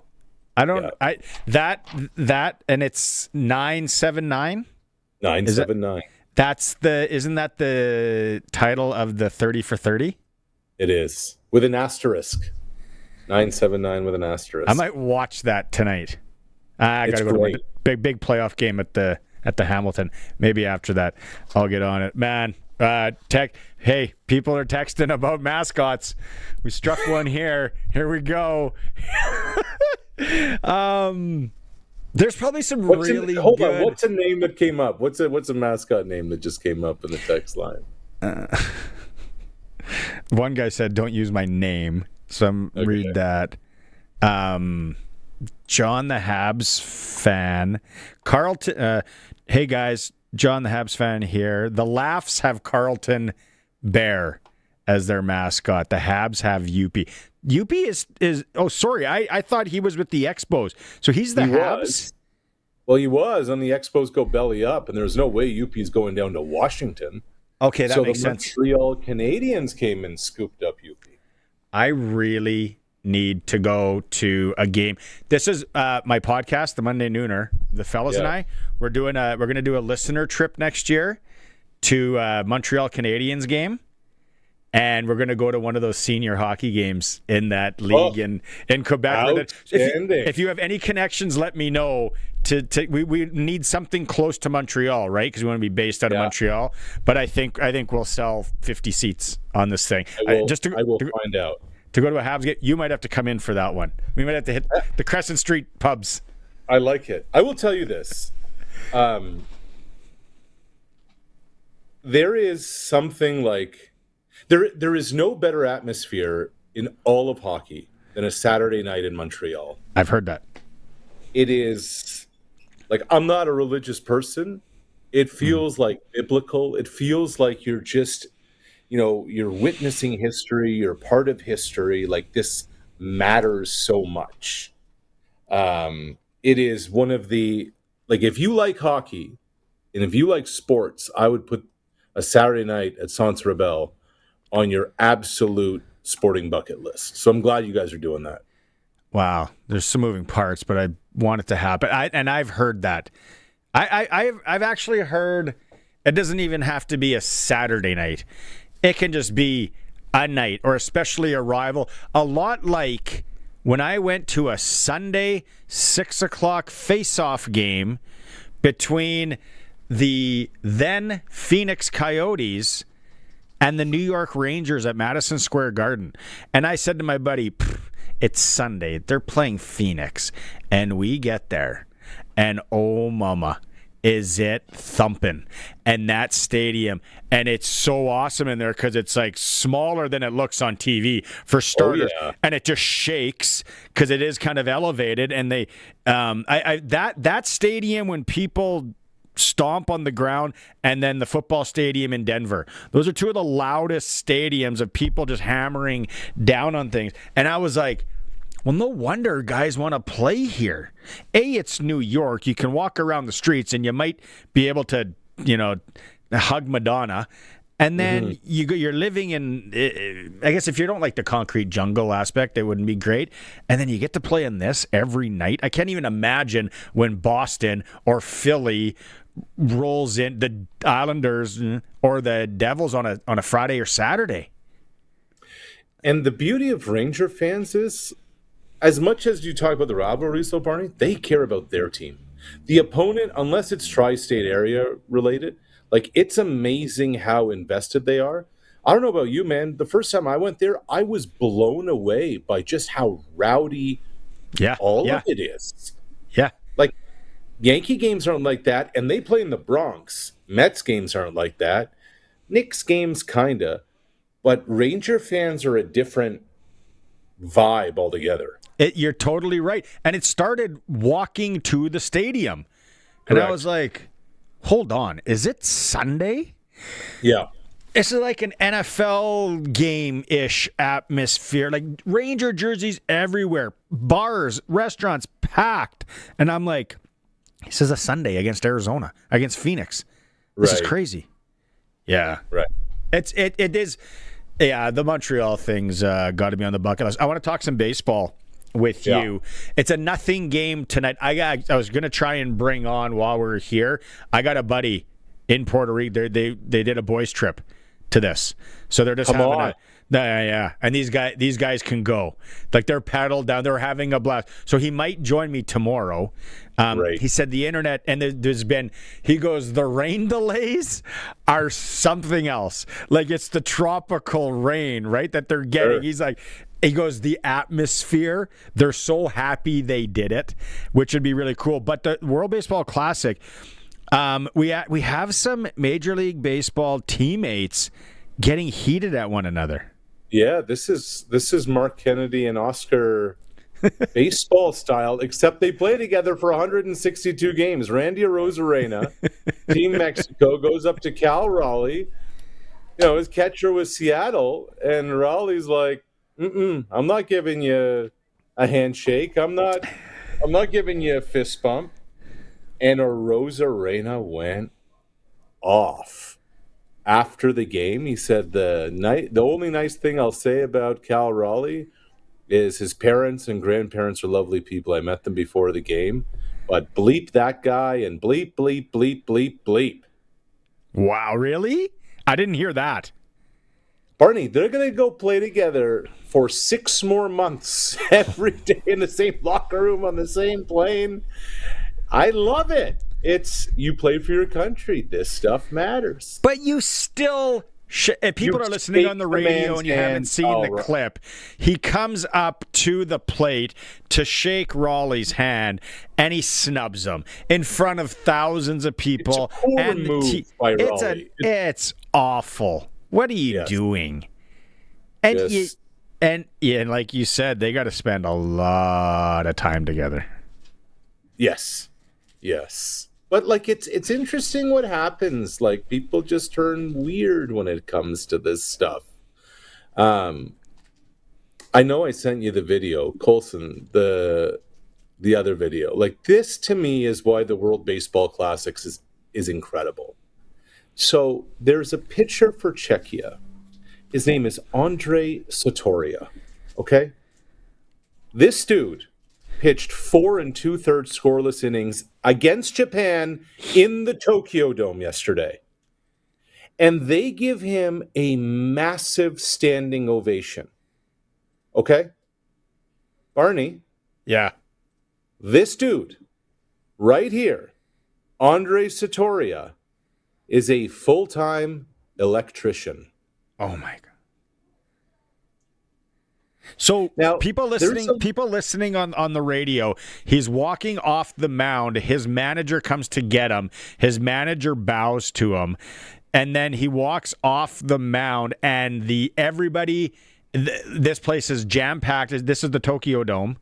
Yeah. Jam-packed, and they're giving him a standing ovation, and he is just blown away.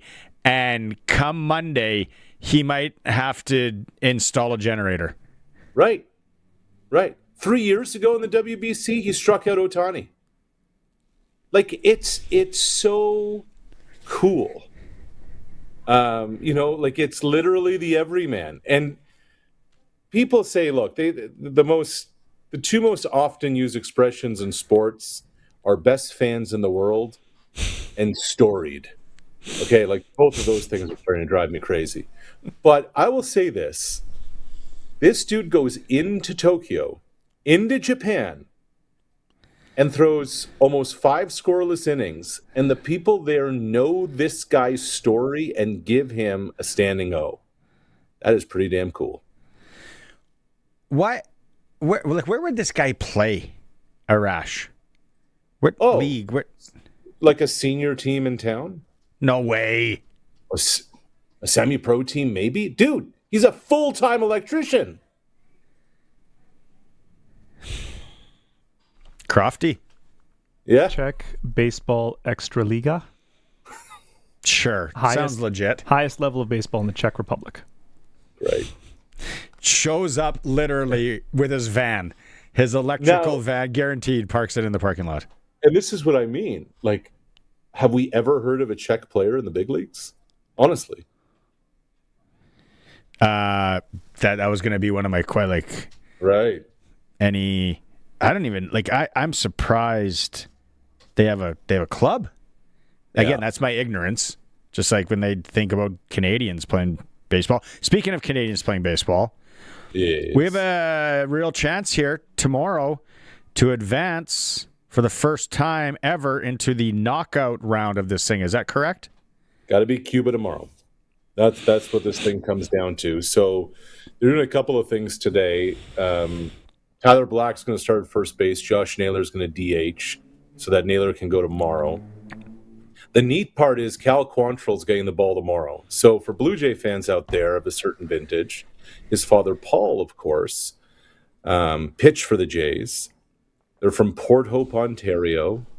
And Paul Quantrill's now the pitching coach for Team Canada. So, Cal used to come to Jays games, used to come to Canada games, watching his dad as a kid running around.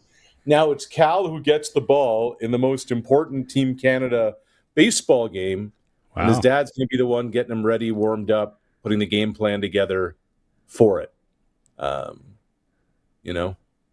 It's a sport of generations. That's pretty cool. Totally buried the lead. Patriots get Dobbs. Yeah. You want to talk NFL? Patriots get Dobbs, and they've upgraded their offensive line. Mm-hmm. And here's what's going to be interesting. Last year was no expectations, whatever. Now what happens when they have a little bit of pressure on them? Well, their schedule is tough, man. Yeah. Dobbs in, Diggs out. That's how. Sounds like a 90s hip hop album. There you go. I'm intrigued. What else are you intrigued about? Let's talk quarterbacks. Okay. Kyler Murray will play for. No. Speaking, Kirk Cousins will play for. Let me just rewind one more, by the way. Barney, The answer is Minnesota. 2026, Geno Smith is going back to the New York Jets. Speaking of guys that should be an electrician. Yeah. Now, 14, 16. Okay, here's a trivia question for you. How many quarterbacks have the Jets started since Geno Smith last started for the New York Jets? You kind of gave away part of the question, or part of the answer, but I would have guessed 8. 18. Oy. 18. And some of these names, your boy Strevler's in the middle of all this. Michael Vick. I forgot he was with the Jets. What? This is how long ago it was. Ryan Fitzpatrick, who's been on TV for what feels like, 10 years now, he was like the 4th guy after.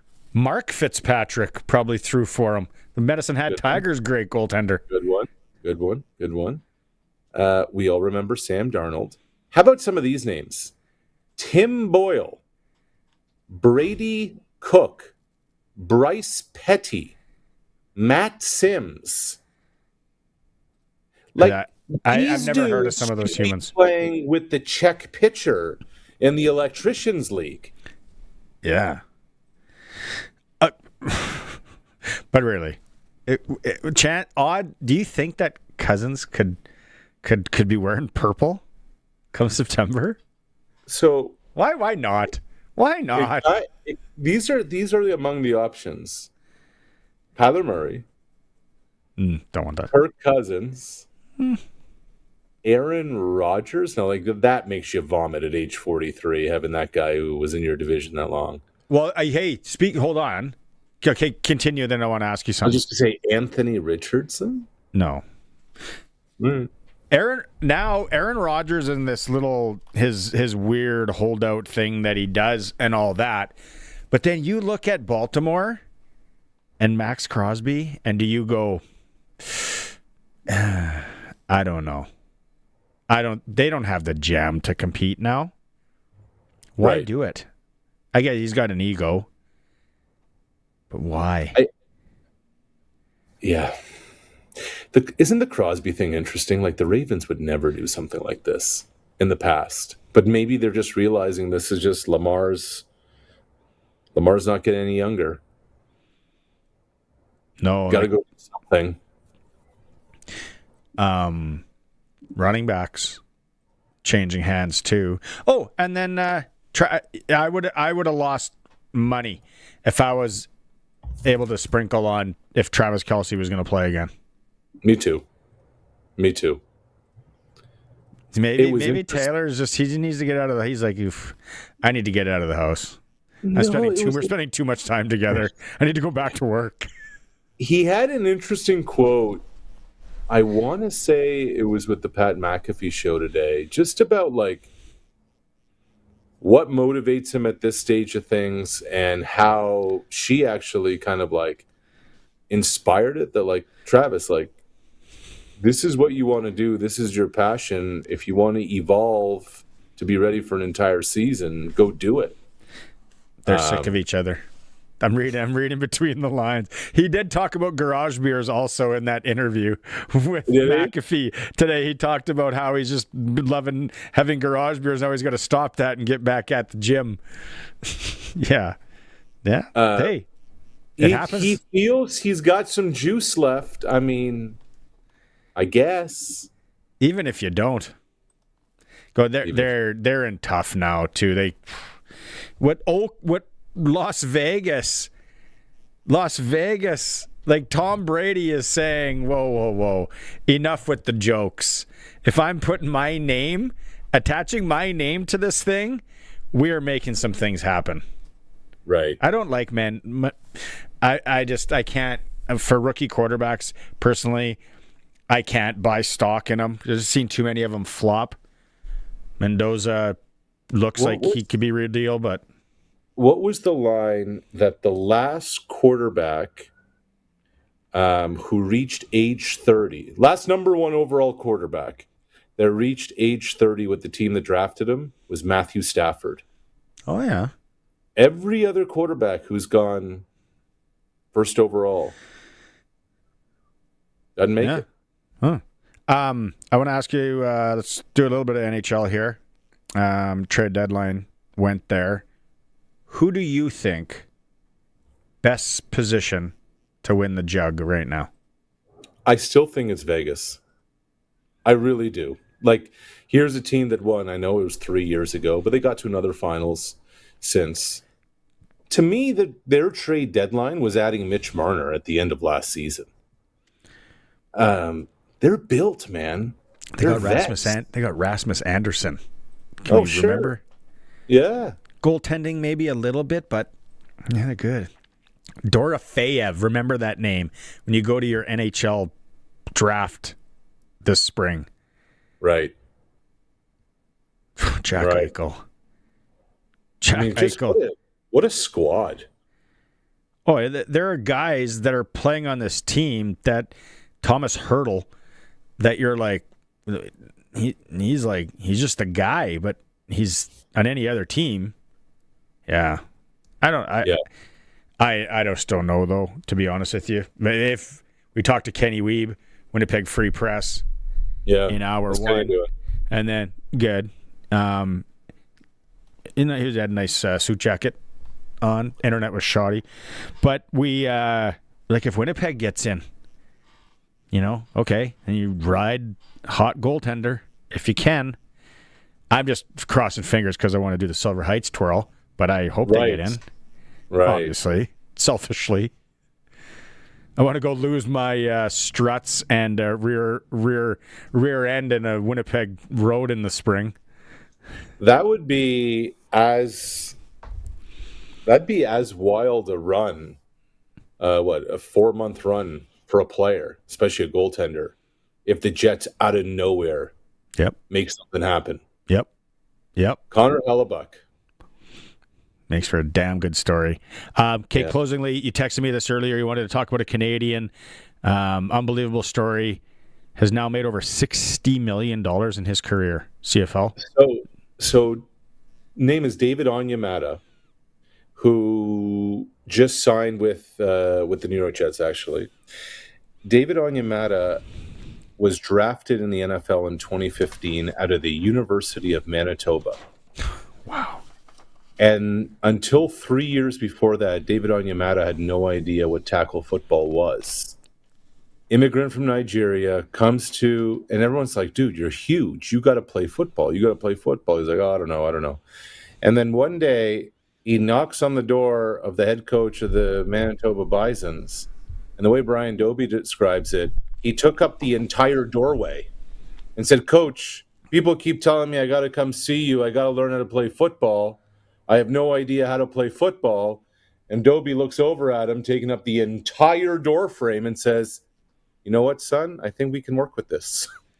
And he becomes an All-Canadian for the Bison, mid-round pick into the NFL.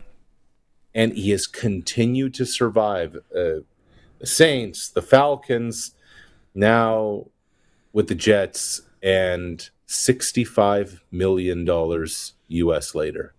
Amazing. That is crazy, man. That's ESPN 30 for 30. 6'4", 310. 6'4", 310. That's a rig. It's a unit. All right, buddy. Good segment. Talk to you Thursday. That's good. Yeah. Coast to Coast with Arash, Madani, brought to you by Brian Gawley. Smart investing solutions. Be smart with your money. Call Brian. Want to guess his 40-yard dash time? No. 5:06. Almost still pretty good, man. For that big of a man. Oh. That's still pretty good. Brian Gawley's listening. I want to know his mascot. How do you rank the mascots? Man, we got some people here. And, well, obviously Jeffrey from Calgary. Jeffrey. The Hound. Is it Harry the Hound? Yeah. It's not that good, man. It's just Ralph the dog. Ruff the dog. Ralph the dog. That's Calgary's. The Stampeders? Yeah. Hockey team. Oh. Harvey the Hound. That's what it is. There you go. Harvey the Hound. Just a dog. Also quick six. So they have that horse, though, that runs around. That I like. Yeah, quick six. That Quick Six is the name of the dog? Of the horse. The horse. We're all over the place. Should ride a dog. Get one of those big down. What are those Pyrenees? Someone riding that. It's a Sports Cage. We'll be right back. Regina Pats Hockey. Partial breakaway, right side stops. He scores! Then at Dunlop Ford, Regina Pats Hockey is back on your official voice of the Pats. 620 CKRM. Tune into Puck Drop tonight at 7 when the Regina Pats take on the Medicine Hat Tigers at Co-op Place. Game day tickets are available now from the Pats box office. Don't miss a minute of the action. Listen on air or online at 620CKRM.com. Regina Pats Hockey. Karen explains why she is comfortable investing her money with Brian Golly of Smart Investing Solutions. I don't have to worry about it. Once I do it, I know it's looked after, and I have seen good success as well in our investment. He's very knowledgeable, he's very trustworthy, and he wants the best for his clients. Don't guess with your money. Call Brian at 306-546-2533. SmartInvestingSolutions.ca. Hey, Clyde, where are you getting your diesel parts from? Well, the dealer, of course. Are you nuts? Smoke'em Diesel can save you a ton of cash. Smoke'em Diesel can supply you with turbos, injectors, injection pumps, anything diesel related. They don't sell junk. Construction, agriculture semi, pickup truck, and all European diesel. Find them on Facebook or call 306-545-5911 for all your diesel needs. The auction calendar is stacked at Ritchie Brothers this spring with 64 exciting unreserved auctions happening across Western Canada. Visit rbauction.com/agriculture to view a wide selection of used equipment from top brand manufacturers. You can also add items to your watch list, register for auctions, and bid online. You won't want to miss these great opportunities to get equipment you need. Head to rbauction.com/agriculture to register and be ready for the auctions. Get it hot, get it fast, Western Pizza.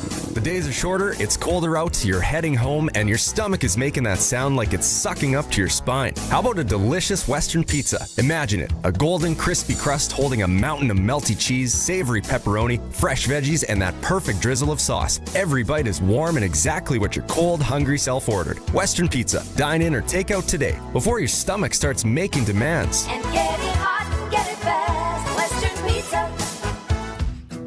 You cut the grass, we'll cut the deal at Brant Agriculture. Get 0% financing for 84 months, plus cash rebates and bonuses on select John Deere turf equipment. Save on compact utility tractors, riding lawnmowers, and utility vehicles. Get it from people who get it. Offer ends April 30th, 2026. Some restrictions may apply. See dealer for details. The Sports Cage Clutch Performer for Keln Solar. You know they can help with your livestock opportunity. But now book your solar quotes for your home, farm, or cabin. Save money with the local company, Keln Solar in Lumsden. All right, Keln Solar Clutch Performer. Colson, you go first. Sure. This one goes out to our boy Dave Thomas because it's not very often that the Canucks get clutch performers these days. And this one happened before the game started. You know, the ceremonial puck drops, they like to do fun stuff, whatever, right? They got the tactical Navy squad to rappel from the ceiling to deliver the puck. And I'm like, that's cool. I've seen this before. This is really cool. They're coming down. If you're listening on radio. Yeah. Wow. They're rappelling from the catwalk above. I think they stop a couple times. Hey, look, there's Bryan Adams' banner. I think they stop a couple times and wave to the crowd and stuff. But can't stop this thing we started. Yeah. Yeah, it's. I like when that. I thought for sure that the anthem singer was maybe back and he fell again. Dang, Canucks. Yeah, there they go, waving at the crowd. That's a fun one. Okay, mine. Spiro. I know there's more than one of them. In conjunction with Evening in Greece, Saturday in Regina. If you've never been to this, and next year it comes up and you get a chance to go to this, it is quite the event. The food, unbelievable. Then more so, and I should have videoed it, the entertainment. They had a live band Oh, and it's like a mandolin, but you know the Greek, what's that called? Greek mandolin thingy. I was gonna look. And they're playing it, and there's drums, and they got the bass, and they got a singer, and the singer, it was a gentleman, and then they had a female singer, and they were playing these Greek tunes, and they were so good while everyone's eating and all that. Band was on point. All of a sudden, every time they started a song, first off, I keep thinking they're going to do Black Hawk, which is a great, country band, and it has the mandolin. And then all of a sudden, they change it up, and they go from this awesome Greek music into, I'm like, wait a minute. This isn't a Greek song. This is Flock of Seagulls, Run. And they did play a couple of, regular songs. They were unbelievable. That band, everybody involved in Evening in Greece, hats off, take a bow. That was great. We can get in later. No, you ever played Heads or Tails? Yep. That game? And it was all for charity. Yeah. I made it down to like the 30 people. Of course, there's people at our table, some that I may or not live with, that think they got the game figured out. Okay, listen, people, you don't have heads or tails figured out. You do not have heads or tails figured out. So the next time you're at something and someone's like, no, you should have went heads, should have went tails. Shut up. You don't have it figured out.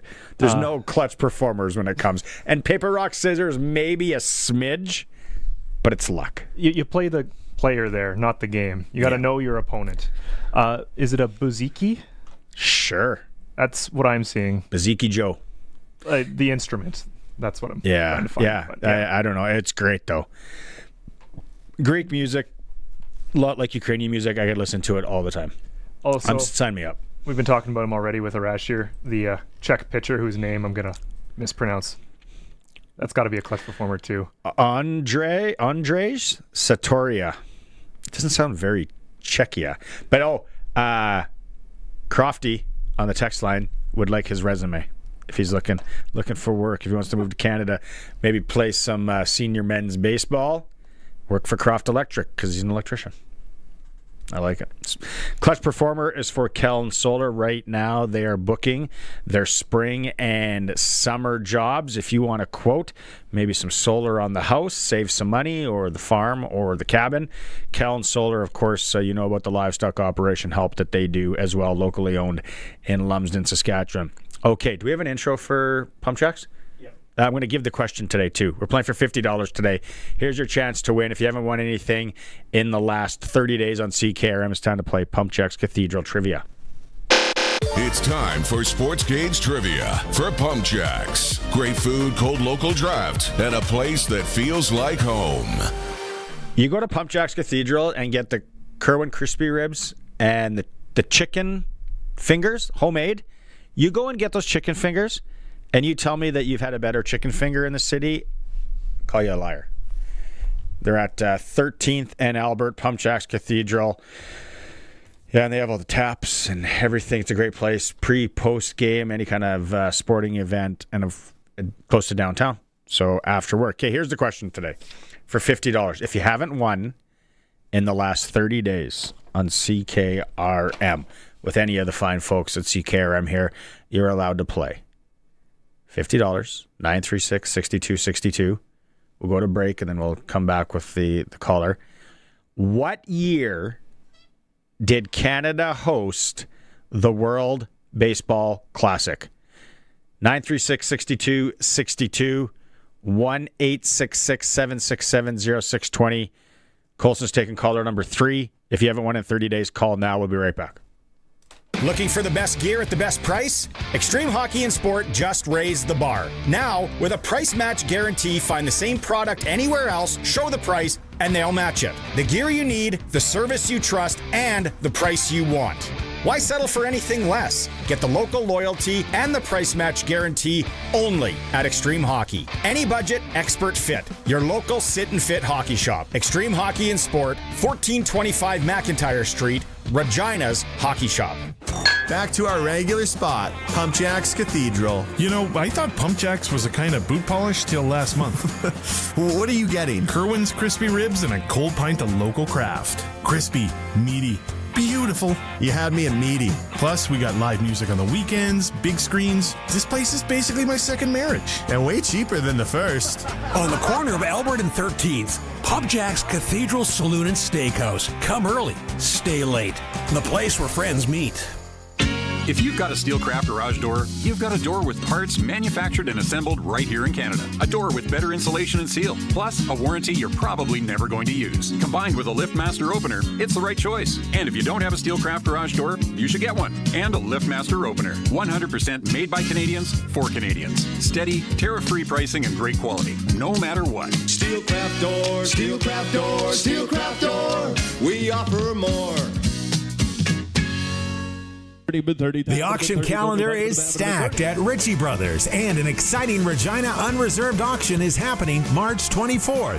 Visit the Ritchie Brothers website or Regina location to view a wide variety of used equipment from top brand manufacturers. You won't want to miss this great opportunity. Head to rbauction.com/Regina to sign up and be ready for the auction. Again, that's rbauction.com/Regina. 10, that's 12-5. It's time for Sportscage Trivia for PumpJacks. Great food, cold local draft, and a place that feels like home. That's right. PumpJacks Cathedral, 13th. And Albert, we got Glen on the line, ready to play. Glen, where are you from? Salt Spring, Iowa. BC. Right on. You got it. I want to see how this shakes down. You coming into town anytime soon to enjoy a little PumpJacks Cathedral? You might have to. I got family living there, so yeah, maybe. That a boy. All right, here we go. Glenn, the question was, what year did Canada host the World Baseball Classic? I'm going to say 2009. Glenn, your family is going to like you unless you're coming in because you just won them $50 to PumpJacks Cathedral. Stay on the line. Colson's going to get your information. Thanks for listening. Thanks for playing, Glenn. Okay, thank you. Right on. Yeah, 2009, Toronto hosted the World Baseball Classic. I actually forgot about that until I looked it up. So, yeah. Prairieland Rentals text line. Don Hewitt in hour one was here. He was the original gainer because the Riders are looking for a new gainer. It's a job description. It's online. You can go check it out. So we're going to play that again in hour three, but your text messages, I'm going to try and get to some of these right now while we wait. And Colson grabs some information from Glenn. Curtis says the old gainer costume was way better than the new one. No idea why they would mess with it. I thought they went back. Are you talking about the 6 years ago? Because a few of you have texted in about when they changed things 6 years ago. I think it's okay. Is statute of limitations okay to talk about that? Am I going to get in trouble? Saying that it was weird. Gainer looked like he went skiing. Cousin Leonard mascot and Earl, the Grey Cup mascot, would be the votes for Joseph. He's talking about mascots. Heard he's talking, please don't. Cousin is fortunate to have been with one of the Cousin Leonard mascots for 10 years. There is a sign outside of Rama, Saskatchewan, as home of Cousin Leonard. Is it still there, that sign? I'd like to know. I also did the Grey Cup mascot for 10 years, no pay, but we would get to go so many places people would wish to go. Nice one. Tamara in Calgary. Did you read this one? This one's long, Colson, and it's kind of hard to pick up. The gist that I saw is when she was working for the Riders at Taylor Field after the home games, Gainer's costume would be laying out in the hallway behind the office to be taken to washed. Not only was it weird to see that, the odor was so strong it would knock your socks off. Yeah, I bet you it'd be like a stinky hockey bag. Like guy that doesn't air out their gear. Or girl. I got two of them. Their hockey bags stink equally. Equal rights. That cost. When I wore the wolf one in the parades, plural, it was a little grimy, little dicey. Not that bad though. Back in the day, like if you missed the interview with Don Hewitt, he'll go back and talk about. Because I asked him, I'm like, so did you guys ever wash it in 1977? How would you wash it? He equated it to basically like having a big piece of carpet wrapped around you, which is true. And then you're kind of on the ball here. You got the gist on the job itself. There is a posting. Yeah, LinkedIn is where they have a link to go actually apply. So I'm a hard boycott on LinkedIn, by the way. Not LinkedIn guy. But they have it on the website too? Yeah, there was a path on the website. The easiest is LinkedIn because they just have a link right there. But there was a path on the website that I tried following too. But yeah, basically they're just saying, put in your resume, your info, send us a video link as well so we can kind of gauge your energy. FYI, anyone considering, you do need to satisfy a satisfactory criminal record check because you will be, working with children to a degree. So yeah, they don't want any skids in there. Exactly. Yeah. So a chance to be a part of the product on the field in a less direct way, but hey. Curtis on the text line says the old Gainer costume way better than Randy's also saying that the one from about 6 years ago, when they first did the change and he had they gave him green eyes, that one was interesting. Then they switched the eyes and now he's fine. Gainer went for a bump. Randy, Tammy, kind of the same thing there. And Arash, I had no idea, unless John the Habs fan knew that Wiebe was now the mascot for the Habs. I thought that was just an Expos thing. When the Expos left town, Wiebe went kaput. Yeah, I didn't know that either. So it completely makes sense, to do that. So, oh, the other team's gone and their mascot's now just free up for grabs? Sure, why not? It makes an excuse. Sportscage trip under Montreal. Here we go. It is a cage. We are streaming through our YouTube channel at sportscage.com and on the home of the Riders, 620 CKRM.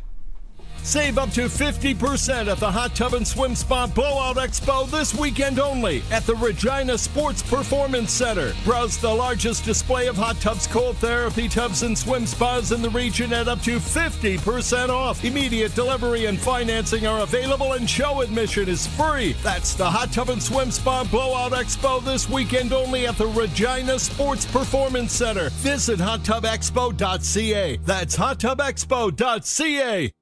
Debt can take over your life. The stress, the constant worry, it can feel like you're drowning. When people come to see me, they're often anxious and feeling hopeless. But when I explain how I can help them get out of debt, those feelings melt away. I'm Jasmine Brown, a licensed insolvency trustee at BDO here in Regina. I will create a personalized debt relief plan so you can move forward with confidence. Call 1-833-BDO-TALK or visit bdodebt.ca to discover your debt-free future. Is Saskatchewan better off under Mark Carney? He still won't approve a pipeline or remove Trudeau's anti-development laws. Deficits are bigger than ever. Inflation is pushing grocery prices through the roof, and Carney refuses to repeal Liberal bail that sets criminals free. Conservatives are fighting to unblock our natural resources, get steelworkers their jobs back by approving pipelines, and make our communities safer. It's clear, only Conservative MPs are always on Saskatchewan's side. This message brought to you by Andrew Scheer, MP for Regina Capel. Volksfest is back with the season's biggest deals. Or are they the smallest rates? For up to 36 long months, get just a teeny-weeny 1.99% financing on the 7-seat Atlas, the fuel-efficient Jetta, and more. And don't make any payments for 90 whole days. So are these gigantic savings or puny rates? However you see it, don't miss Volksfest. On at your local Volkswagen dealer until March 31st. Conditions apply. Volkswagen. You cut the grass, we'll cut the deal at Brent Agriculture. Get 0% financing for 84 months. Plus, cash rebates and bonuses on select John Deere turf equipment. Save on compact utility tractors, riding lawnmowers, and utility vehicles. Get it from people who get it. Offer ends April 30th, 2026. Some restrictions may apply. See dealer for details. It's time for the Sports Ticker. Brought to you by Extreme Hockey and Sport is the home of the Peace Match Guarantee. 1425 McIntyre Street, the Cooperator Center, Moose Jaw Temple Garden Center, and online at extremehockey.net. Western Hockey League tonight, the Regina Pats, Maddox Schultz in the lineup. As they take on the Medicine Hat Tigers, starts right here. Pregame show at 6:30. SJ, Flin Flon's home to Nipawin. Melville's in Weyburn. Humboldt at Kindersley. U18 AAA, boys. Playoffs, midget AAA. Here we go. It starts tonight. Pat Canadians with Liam Pugh in the lineup. Home to the Estevan Bears at the Sixer, 7 p.m. Let me know how long the lineup is up at the bar tonight. The Blazers are in Moose Jaw to take on the Warriors, 7 p.m. Game 1 there as well. U18 AAA girls. Prince Albert's at the Saskatoon Stars. Swift Current at Notre Dame. Swift Current leads the best of 3-1-0. U13 AA Game 1, Regina White against Lumsden, 7:30 at the Hamilton. They'll be parking near the KFC. What a venue for a playoff game. U18 Regina Rebels playoff against Southeast Gold Wings. It's coming up tomorrow, 8 p.m. And the National Hockey League tonight. Canadian teams, Toronto's at Montreal, Calgary's at the Rangers. We have Edmonton at Colorado, Winnipeg home to the Anaheim Ducks. Sportscage.com poll today. Which Saskatchewan Western Hockey League team has the best fan base? You can vote at sportscage.com. It's for the home of the price match guarantee. Extreme Hockey and Sport right now. Deals galore. Sticks 20% off other gear. You can visit them McIntyre Street Cooperator Center or now in Moose Jaw. Hour number 3 is coming up with Glen Suitor. Can't wait to talk mascots with suits. We'll be back after the news. We are 620 CKRM, a Harvard media station. Streaming online at 620CKRM.com.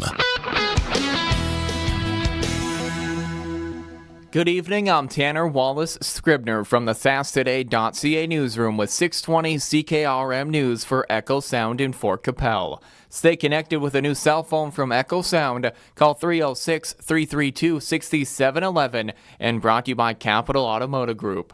Capital's 100K giveaway is back. See capital100k.ca for more information.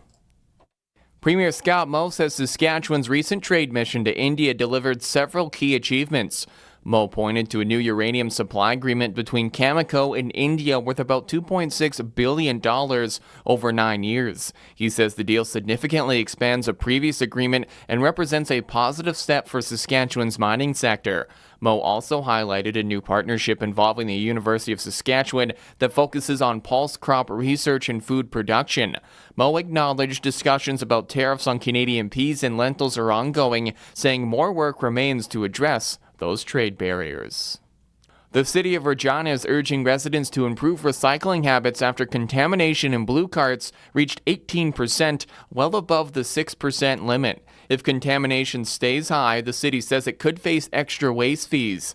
Common problem items include bagged recyclables, chip bags, plastic wrap, and foam packaging. Sask Recycle says sorting clean materials and taking flexible plastics and glass to Sarcan helps ensure items can be properly recycled. The city says better sorting keeps costs down and improves environmental results. The Saskatchewan NDP's push to fast-track a vote on its bill to stop Sask Power and SGI rate hikes was shut down yesterday when the Sask Party refused unanimous consent. The NDP says it wanted a recorded vote on Bill 612, which would limit future increases. Meanwhile, the rate review panel has scheduled a March 26th public meeting on SGI's proposed rate hike. The government says increases are needed to keep the auto fund stable as repair costs rise. 5 projects from communities across the province have been recognized at the 19th Annual Saskatchewan Municipal Awards. The awards celebrate innovation and cooperation among municipal governments. The City of Meadow Lake won the Top Municipal Initiative Award for its new Co-op Center Recreation Facility. The Arm of Mooseman received the Top Rural Initiative Award for its airport project that improves emergency medical access. Youth council programs in Melville and Weyburn were honored for encouraging young people to take part in local government, and another award recognized a satellite fire hall in Mortlach that improves emergency response across several municipalities. That's 620 CKRM News. Read more stories from around your community and around the province at sastoday.ca and 620CKRM.com. Capital's 100K giveaway is back for 2026. The Capital Automotive Group is giving away $100,000 in cash and prizes with no strings attached. We're proud to be part of communities across Western Canada, and we know it's those communities that allow us to exist. So every once in a while, once a year to be exact, we're going to say thanks by giving away $100,000 in cash and prizes. To learn more and enter to win, check out capital100k.ca. Capital's 100K giveaway. Do not miss it. Brought to you by Next Gen Coatings. Spray coatings for truck bed liners, rocker panels, and more. Same company, new name. 1865 McCarra Street in Regina. We may see some flurries from time to time through the night, though no significant snowfall, no accumulating snowfall, just some flurries in the air, really. Temperature down to around -11 by morning, light easterly wind most of the time. Temperature climbs to near the freezing mark, could even crack it in spots on Wednesday, but still a fair amount of cloud covers and partial sunshine, and then toward the end of the day, a couple of flurries back in. It looks like we could see some very light snow, but snow nonetheless Wednesday night, ahead of some steadier snow and potentially some accumulating snow this time around on Thursday, late day especially. And in addition to snow, wind picks up. The storm system winding up, feeding this moisture in, and then as it passes by, winds kick around from the west into the northwest, 30 to 55 kilometers per hour late day Thursday. In spite of that, the temperature impact is minimal. We fall off a little bit from -3 Thursday to -6 on Friday, with the snow winding down, partly sunny, -9 Saturday. With your 620 CKRM weather forecast, I'm Precision Weather meteorologist Phil Spivak. For over 40 years, you've known them as Regina's trusted vehicle protection specialists. Now they're introducing the next gen of coatings. New name, new level of protection. They're now Next Gen Coatings. 3 generations of their family have served your family, and that hasn't changed. Same owners, same commitment, ready for the next gen of truck beds, rocker panels, trailers, bumpers, and running boards. The company hasn't changed, just the name. Next Gen Coatings, 1865 McCarra Street. The next gen starts now. Broadcasting from Century Studios in downtown Regina, Harvard Media presents The Sportscage, where Saskatchewan comes to talk local sports. Brought to you by Sask Lotteries, bringing communities together. Sask Lottery products fund over 12,000 sports, culture, and recreation groups across Saskatchewan. Be part of the show. Call 1-866-767-0620 or text 306-936-6262. The Sportscage. Streaming at sportscage.com, our YouTube channel, and on the radio at 620 CKRM.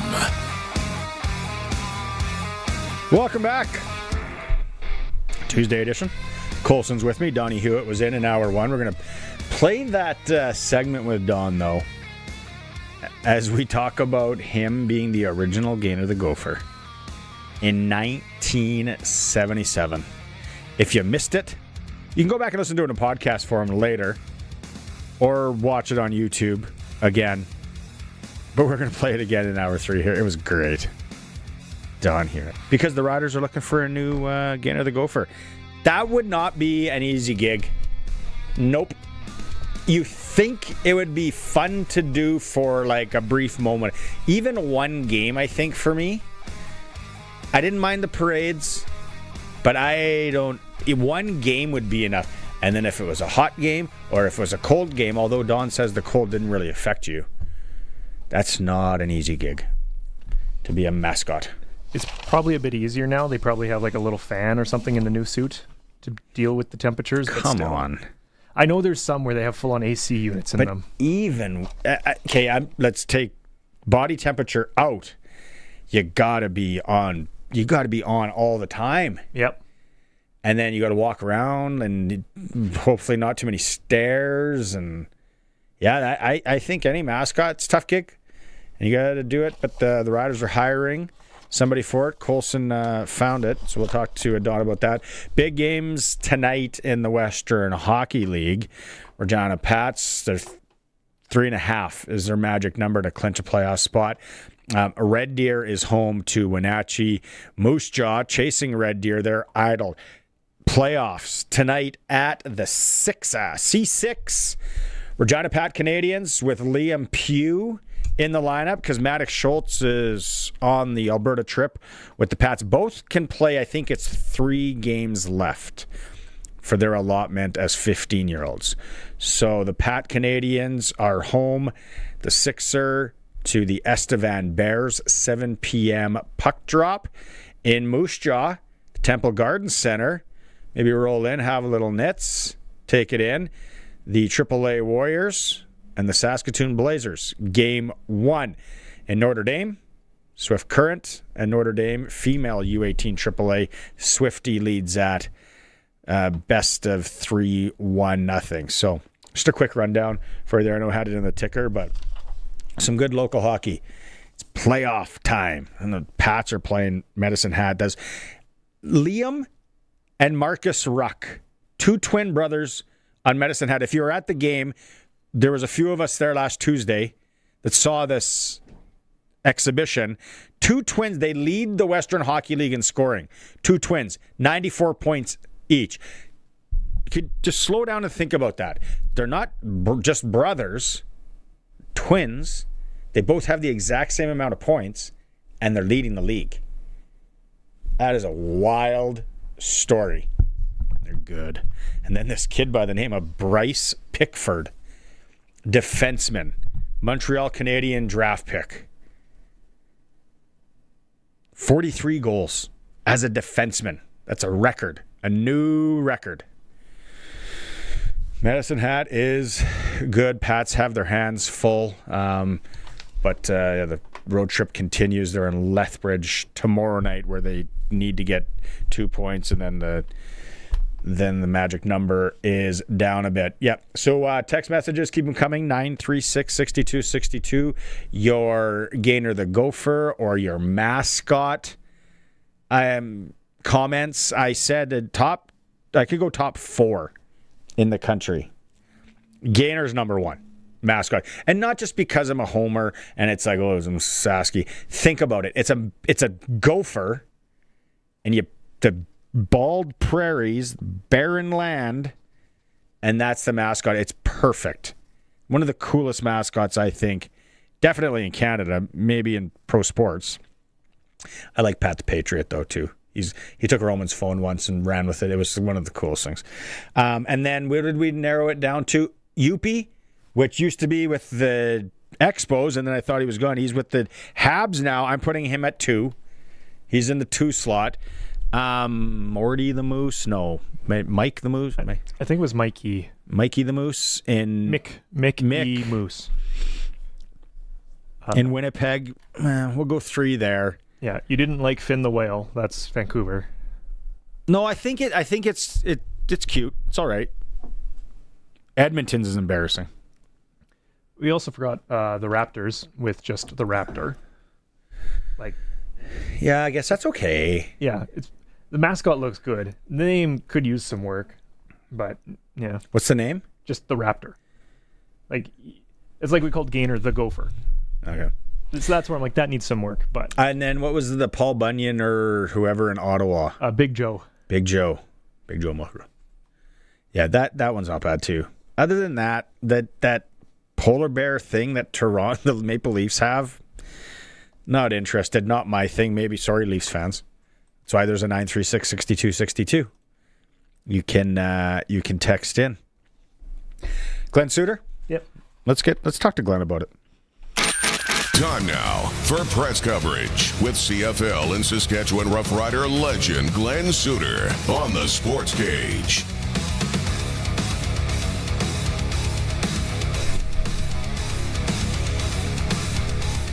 You travel around the country.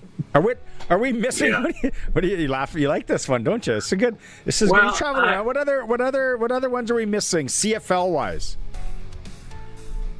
Well, there's the add-ons too, right? Like there's the actual mascot. So as you mentioned, you've got Boomer and Buzz. Is it Boomer? Yeah, Boomer. No, Buzz and Boomer. Yeah, in Winnipeg.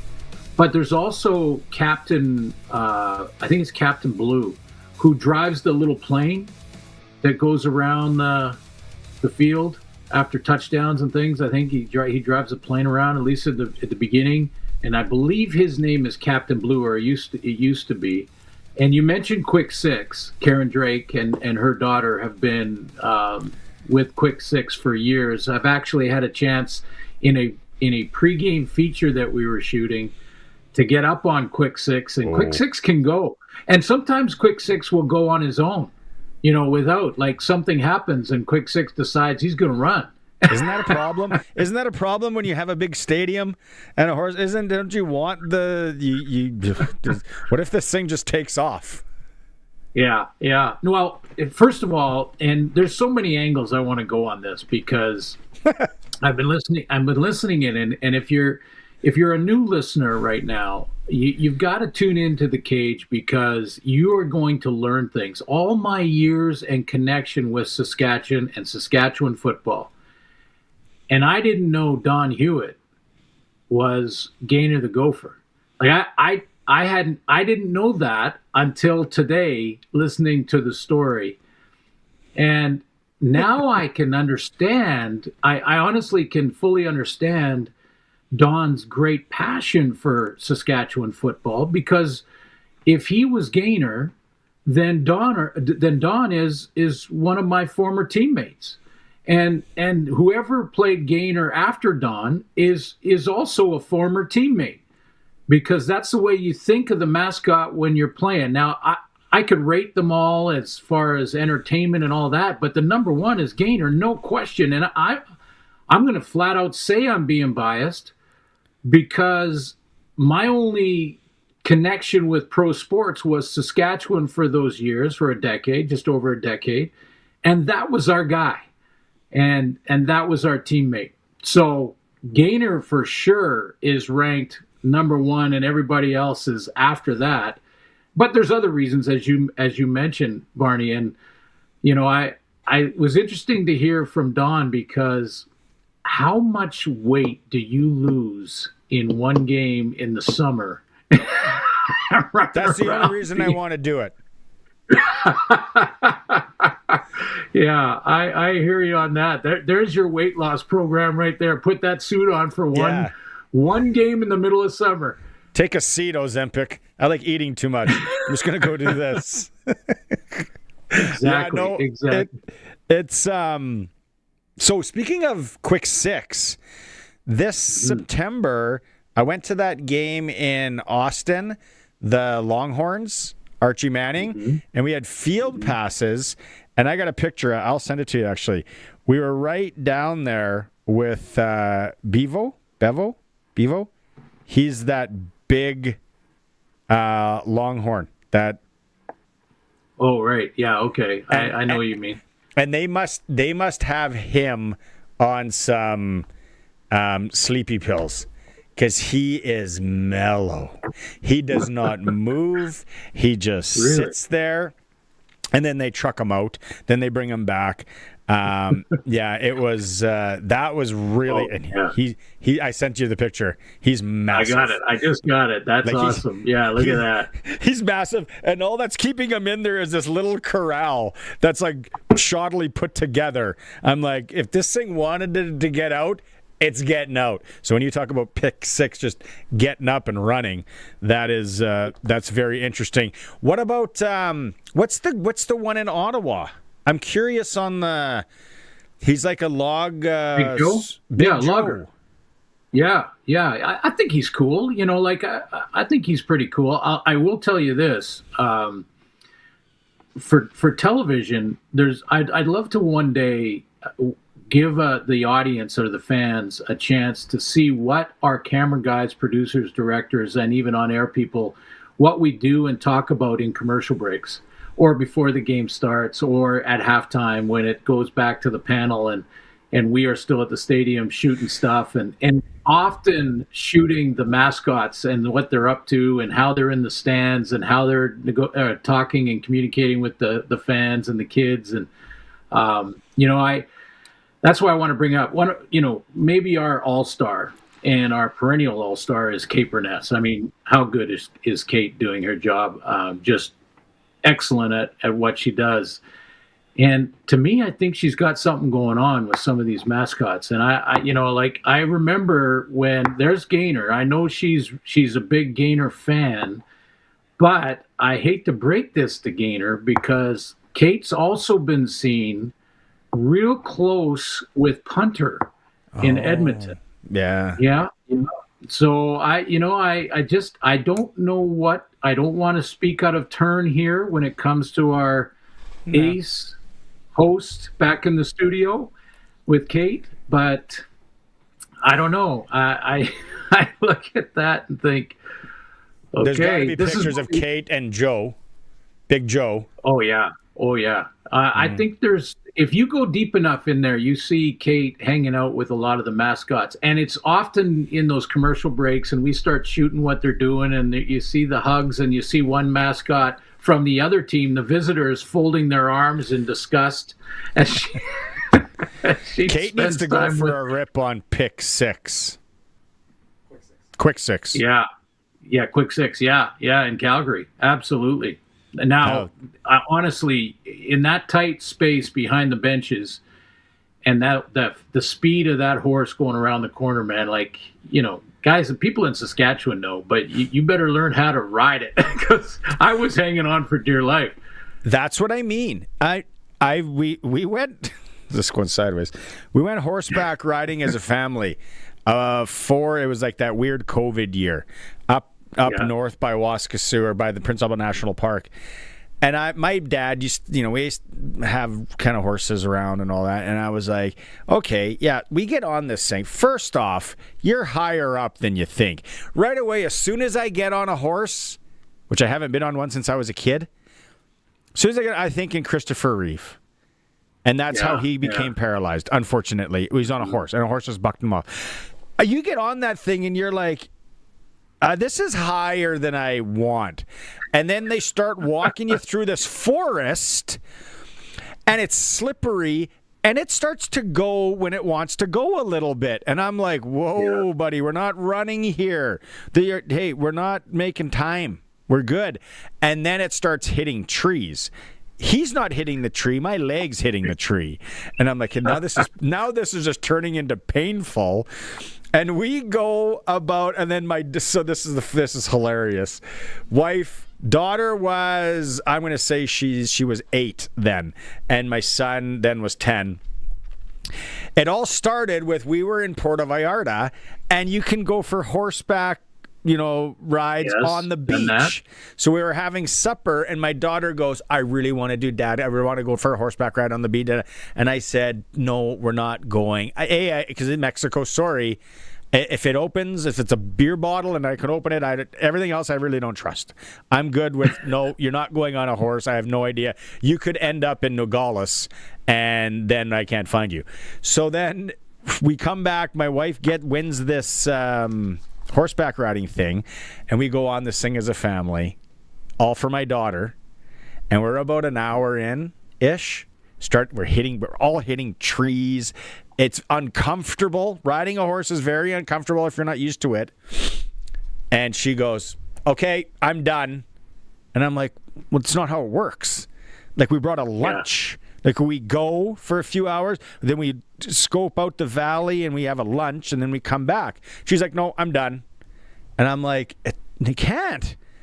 And then it's like, I don't want to do this anymore. And I'm like, not how. I'm like, you are the reason that we are here.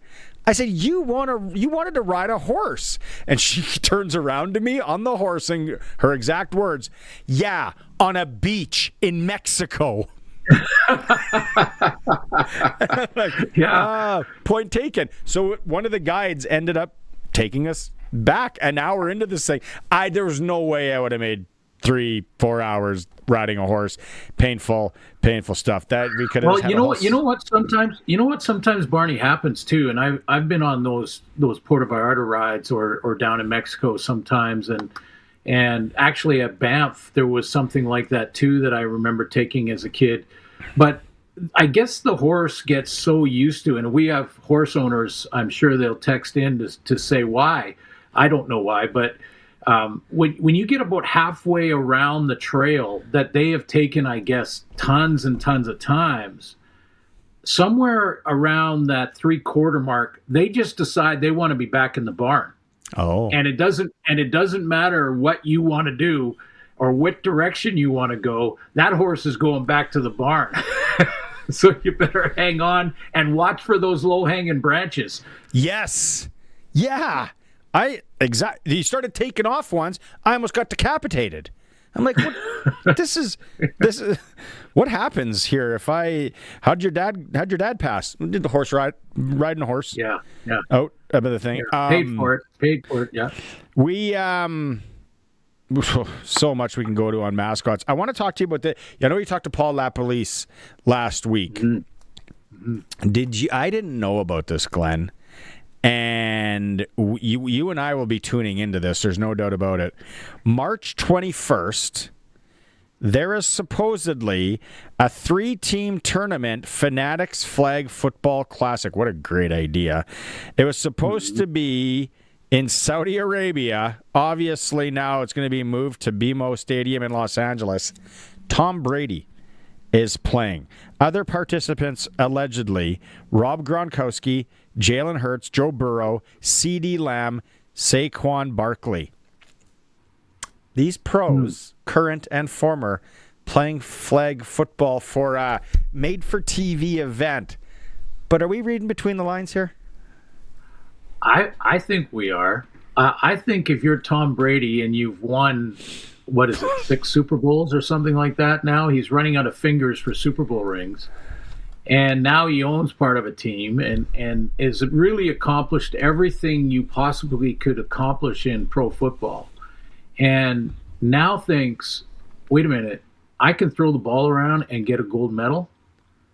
I mean, that's what I've always said. This is why the NBA and the NHL want to be in it so badly. Yeah, they want to wear your team colors, for sure, your country's colors, but you want to go out there and win a gold medal. You want to put that in the trophy case, your gold medal winner. So, I think we are reading between the lines, and what a great way to sort of get a feel for current pro players where it's not a conflict with their season, and even some recently retired pro players, and see how they can assimilate into flag football. See how it's different, as we've talked about. There's different skill sets. I mean, thinking off the top of my head, Rob Gronkowski in flag football, good height, good tall guy, but don't we need to be a little quicker than that?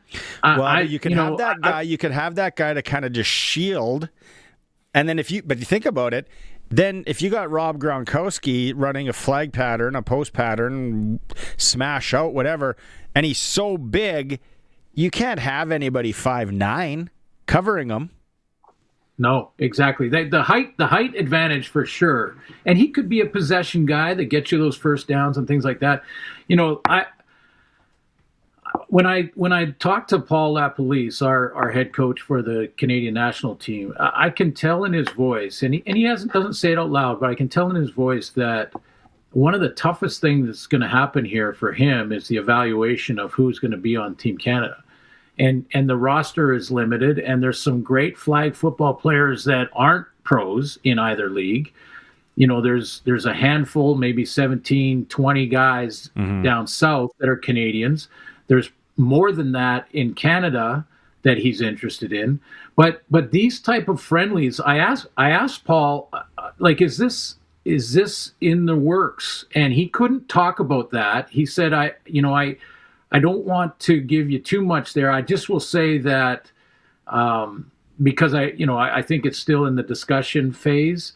But tournaments like this, friendlies like this, like a Four Nations Cup, when it's in the off season of both leagues, so that the NFL and the CFL, I would put together, if you're Paul LaPolice, and he didn't say this, but I'm just thinking off the top of my head, if I were involved, or you could get involved, to to do a Six Nation Cup with 2 Canadian teams, 2 American teams. One team has got pros in it. One team is the regular team, and let's let them go at it.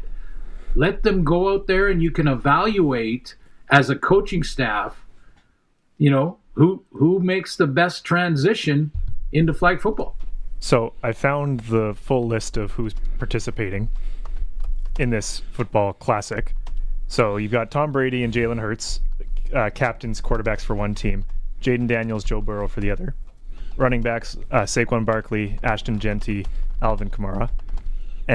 Wide receivers, tight ends group is Devontae Adams, Odell Beckham Jr., Stephon Diggs, Rob Gronkowski, DeAndre Hopkins, Kyle Juszczyk, Deebo Samuel, Devontae Smith.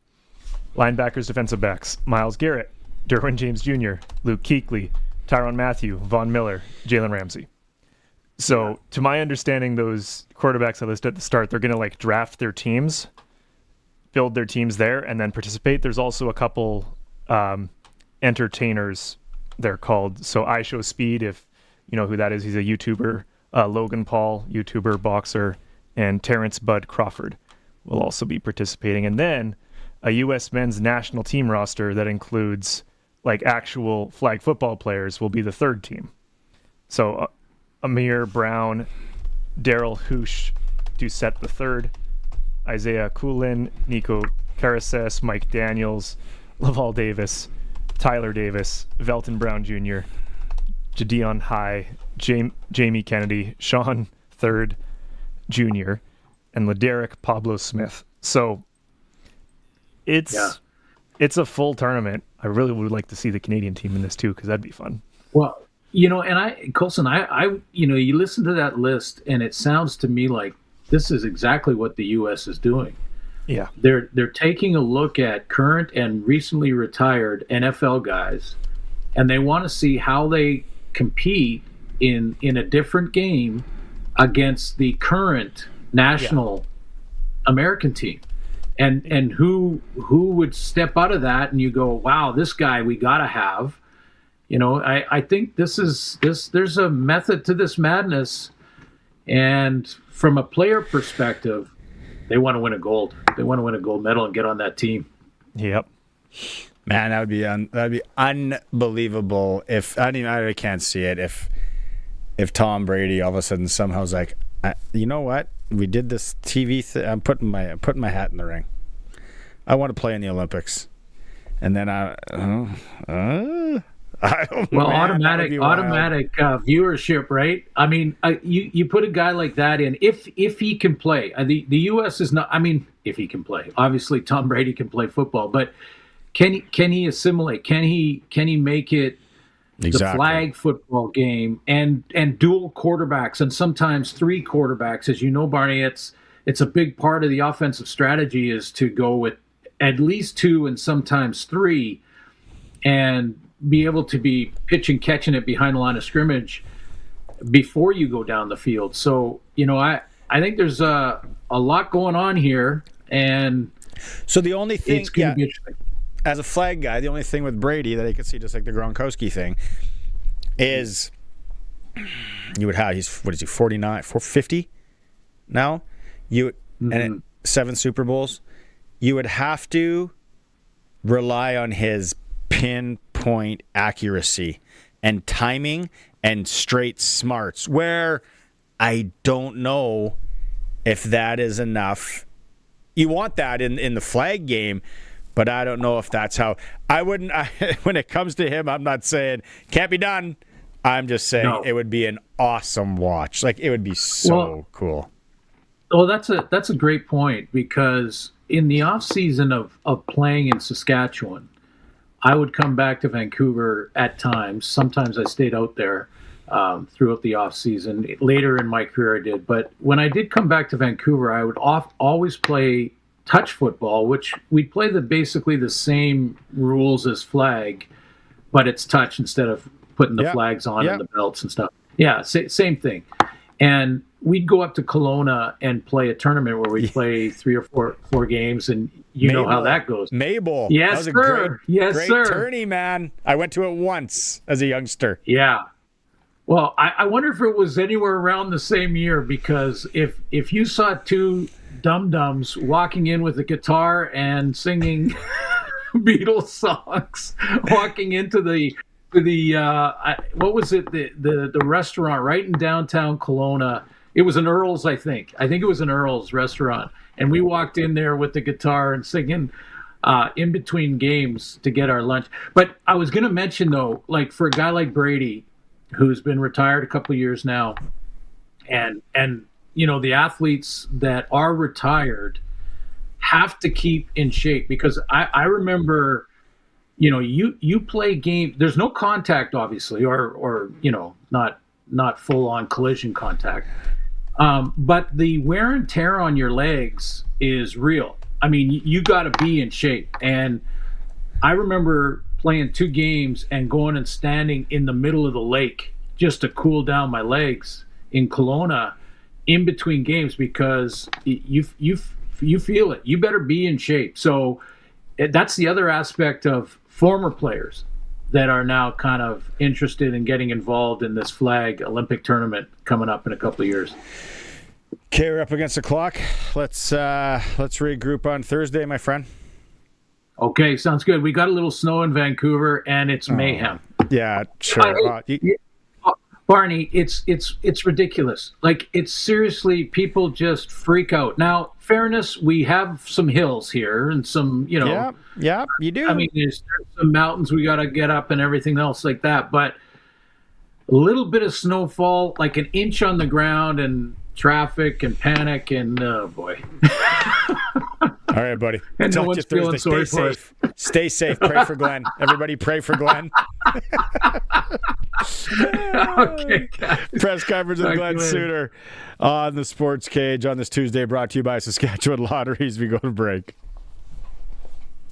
And the puck's dropped on your financial future. Are you skating toward retirement? Don't get caught offside when it comes to your work pension, farm succession, or changing family needs. Chad Reach, Senior Wealth Advisor, and the team at GP Financial Services and Aviso Wealth are your local independent advisors helping Saskatchewan families plan for retirement and beyond. 306-584-2755, gpfinancial.ca.